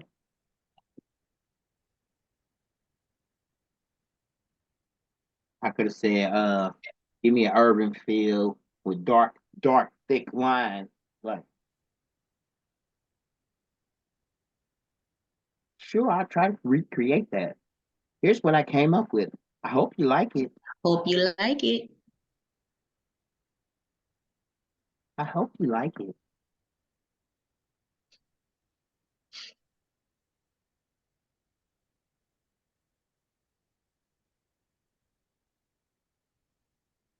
Ooh, spot on. Nice.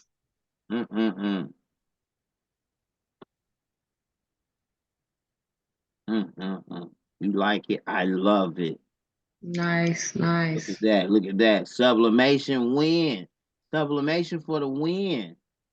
Not only is it sublimation for the win, but look at this, y'all.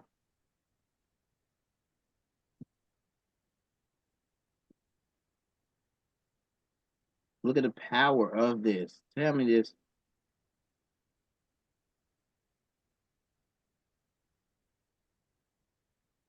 Right click, outline trace, clip art. It's already an outline trace clip art already. Like, it shouldn't be too many major changes. It should come out as we see it. Like, you know what I mean? Like, easy peasy. Look at this.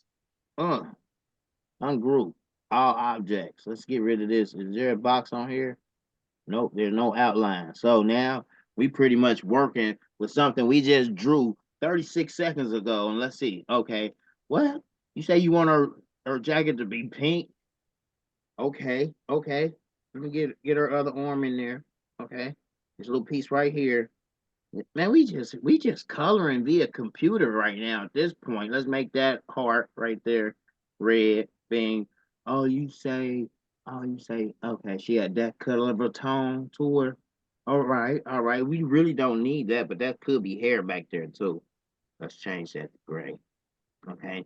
We got all of this hair. We can play with it, make it colorful as we want to. Let's give her the pink to her lips, I guess. I don't be knowing how they be matching them. Look, it works though. Okay, what she sipping on? She's sipping on light or dark? She's sipping on on on on Moscato, pink Moscato. Right here, this little line right here, I don't really like that. So I can go in there and right here we can use our 3-point curve tool. Right? Because we're gonna curve it right here with this same line right here. We're gonna start the curve from there and just go right across it like that and just add a little boom. So now we're gonna smart fill this piece. Boom. Use that smart fill piece to chop through this piece. Like, ooh. Y'all see all them nodes pop up right here? That's because now if we bring this pink to the front, well, let's actually get rid of this piece here. And we click on it. See, you see all them nodes to the pink are still there. Let's double click on it. Now let's just go in there and get rid of all of those nodes. Because the cutter will try to cut that if you don't go in there and get rid of those nodes. That happened because we used that gray to chop it off, and it was like little micro pieces that the gray didn't catch. So now that we got that out of there, let's get rid of our little line that we created. It's looking good. It's looking good. Now we got to remember to save our work. We're gonna do 50th birthday. It's already sized up good, 9.82. I'll probably rhinestone this part up here. So I'll go in there and hold shift, get those two. Continue to hold shift, click on that, right click, let's combine. Make sure, let's change the color so we can see it, and then let's weld it. Do the same over here.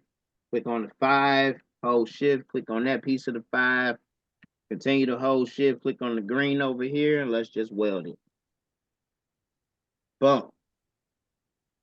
It's looking good. It's looking good. Let's see what rhinestones will look like if we put some rhinestones in there in our top. Hatch feel it. Oh, it's looking good. I didn't know it was gonna be that many stones to populate in there. But I also got it set to size SS8 stones up here. So let me not play around with myself, knowing SS8 stones are so hard to find. Let me switch it back to SS10. Now hatch filling. Not big of a difference. I could have welded all the pieces together and did it all at once, but I already did that first piece, so I'm just moving right along. Tell me that that won't be, man, hold on, we're not even done yet. Let's go ahead and do the 50. Now I know I could have really yeah, let's not play around with it like that. That's going to look better with an island feel. And it only really need one island. You can go in and change the color, island feel. Yep, that's gonna look better. See, that's why I do one or the other. I try them both just to see. Now let's highlight all of that. Go to mock up, put it on the shirt.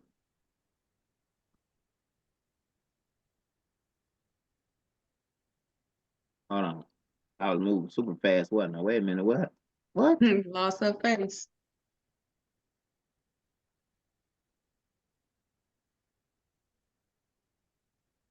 Rabbit. Oh, wait a minute, hold on. Oh, I know what's happening. So the workspace that Too exceeds, small. yeah, the design exceeds the workspace. That'll cause you problems. Let me 13, about 19. I'm sitting up here thinking like, hold on, what was it that I did wrong? I can't wait a minute. Look what happened here. Look what happened over here, y'all. Hmm. And then it was stuff all over on the sides and stuff. I'm trying to clean it up, knowing that was not supposed to happen. Now let's try it again. All right, she ain't lose her face or nothing. Everything's still intact. I was like, whoa, hold on. Doing a training here, lady. All right. We're gonna get after, we can see the inside of that 0 now, so we don't need that. That looks good. I'll probably go in there, select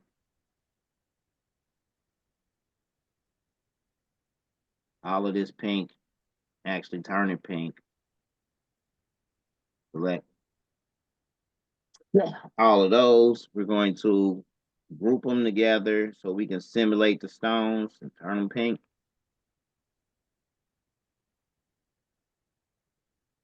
There we go. Grab all of those, simulate the stones, group them together. I'll probably turn them pink too. Turn the background pink too. I know there's stones overlapping. That's because I did a quick, I ain't check it or anything. I just did a quick feel. But tell me that that's not a live shirt that you can give someone who's turning 50 and you designed it in AI. So didn't take you too long to design it, you know. You didn't have to pay nobody no design fees, you know, and you however much you sold it to them for because they wanted a shirt for their 50th birthday, you know, given whatever it was amount of work that you feel that you deemed. I'm selling it for 75, 80. That's just me. Like, you know what I mean? Because my typical design fee was $50 to begin with. Like, yeah, maybe I might slim or come down on the price in my mind, but they don't know that AI did it for me in 35 seconds. Like, you know what I'm saying? Mm-hmm. The design fee to design was $50 to begin with, period, regardless of what design method I took. Like, you know what I mean? The Like, one rhinestone lady, she was saying that she charges 3 cents per rhinestone, and that's how she comes up with her prices. I love that. Oh, that's brilliant. However you gonna do it, do it. And I like it. You like it, I love it. That's brilliant. Because if it's 7,900 Mm-hmm. design, like you know what I'm saying? Like, Mm-hmm. woo. Hey, love it. That's gorgeous. Let's see what all colors we can bounce it on. Let's see here. Oh. Oh. Nice. Y'all gotta remember that this is vinyl. Please don't make that voice. Every time somebody do a deep voice now, I can't stop giggling because all I can think about is swallowed up. Y'all gotta remember that this is vinyl. Swallowed up. Oh, man, look at that. Like That's nice. more and more I can start taking out of the image. Especially when you get on black, like the more and more you can just like really start making things pop out. Like this could be like a little glitter bow right here.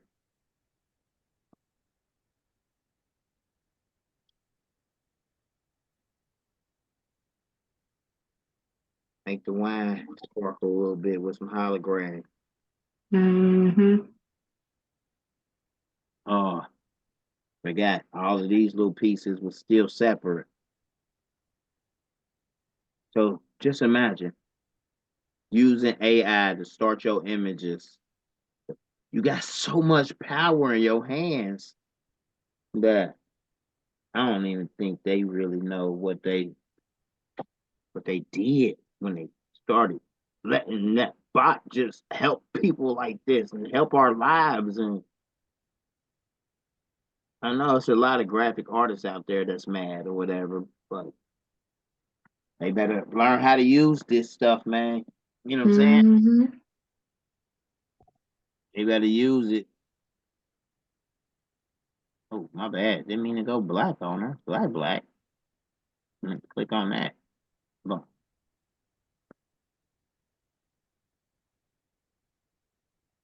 Boom. Boom. Boom.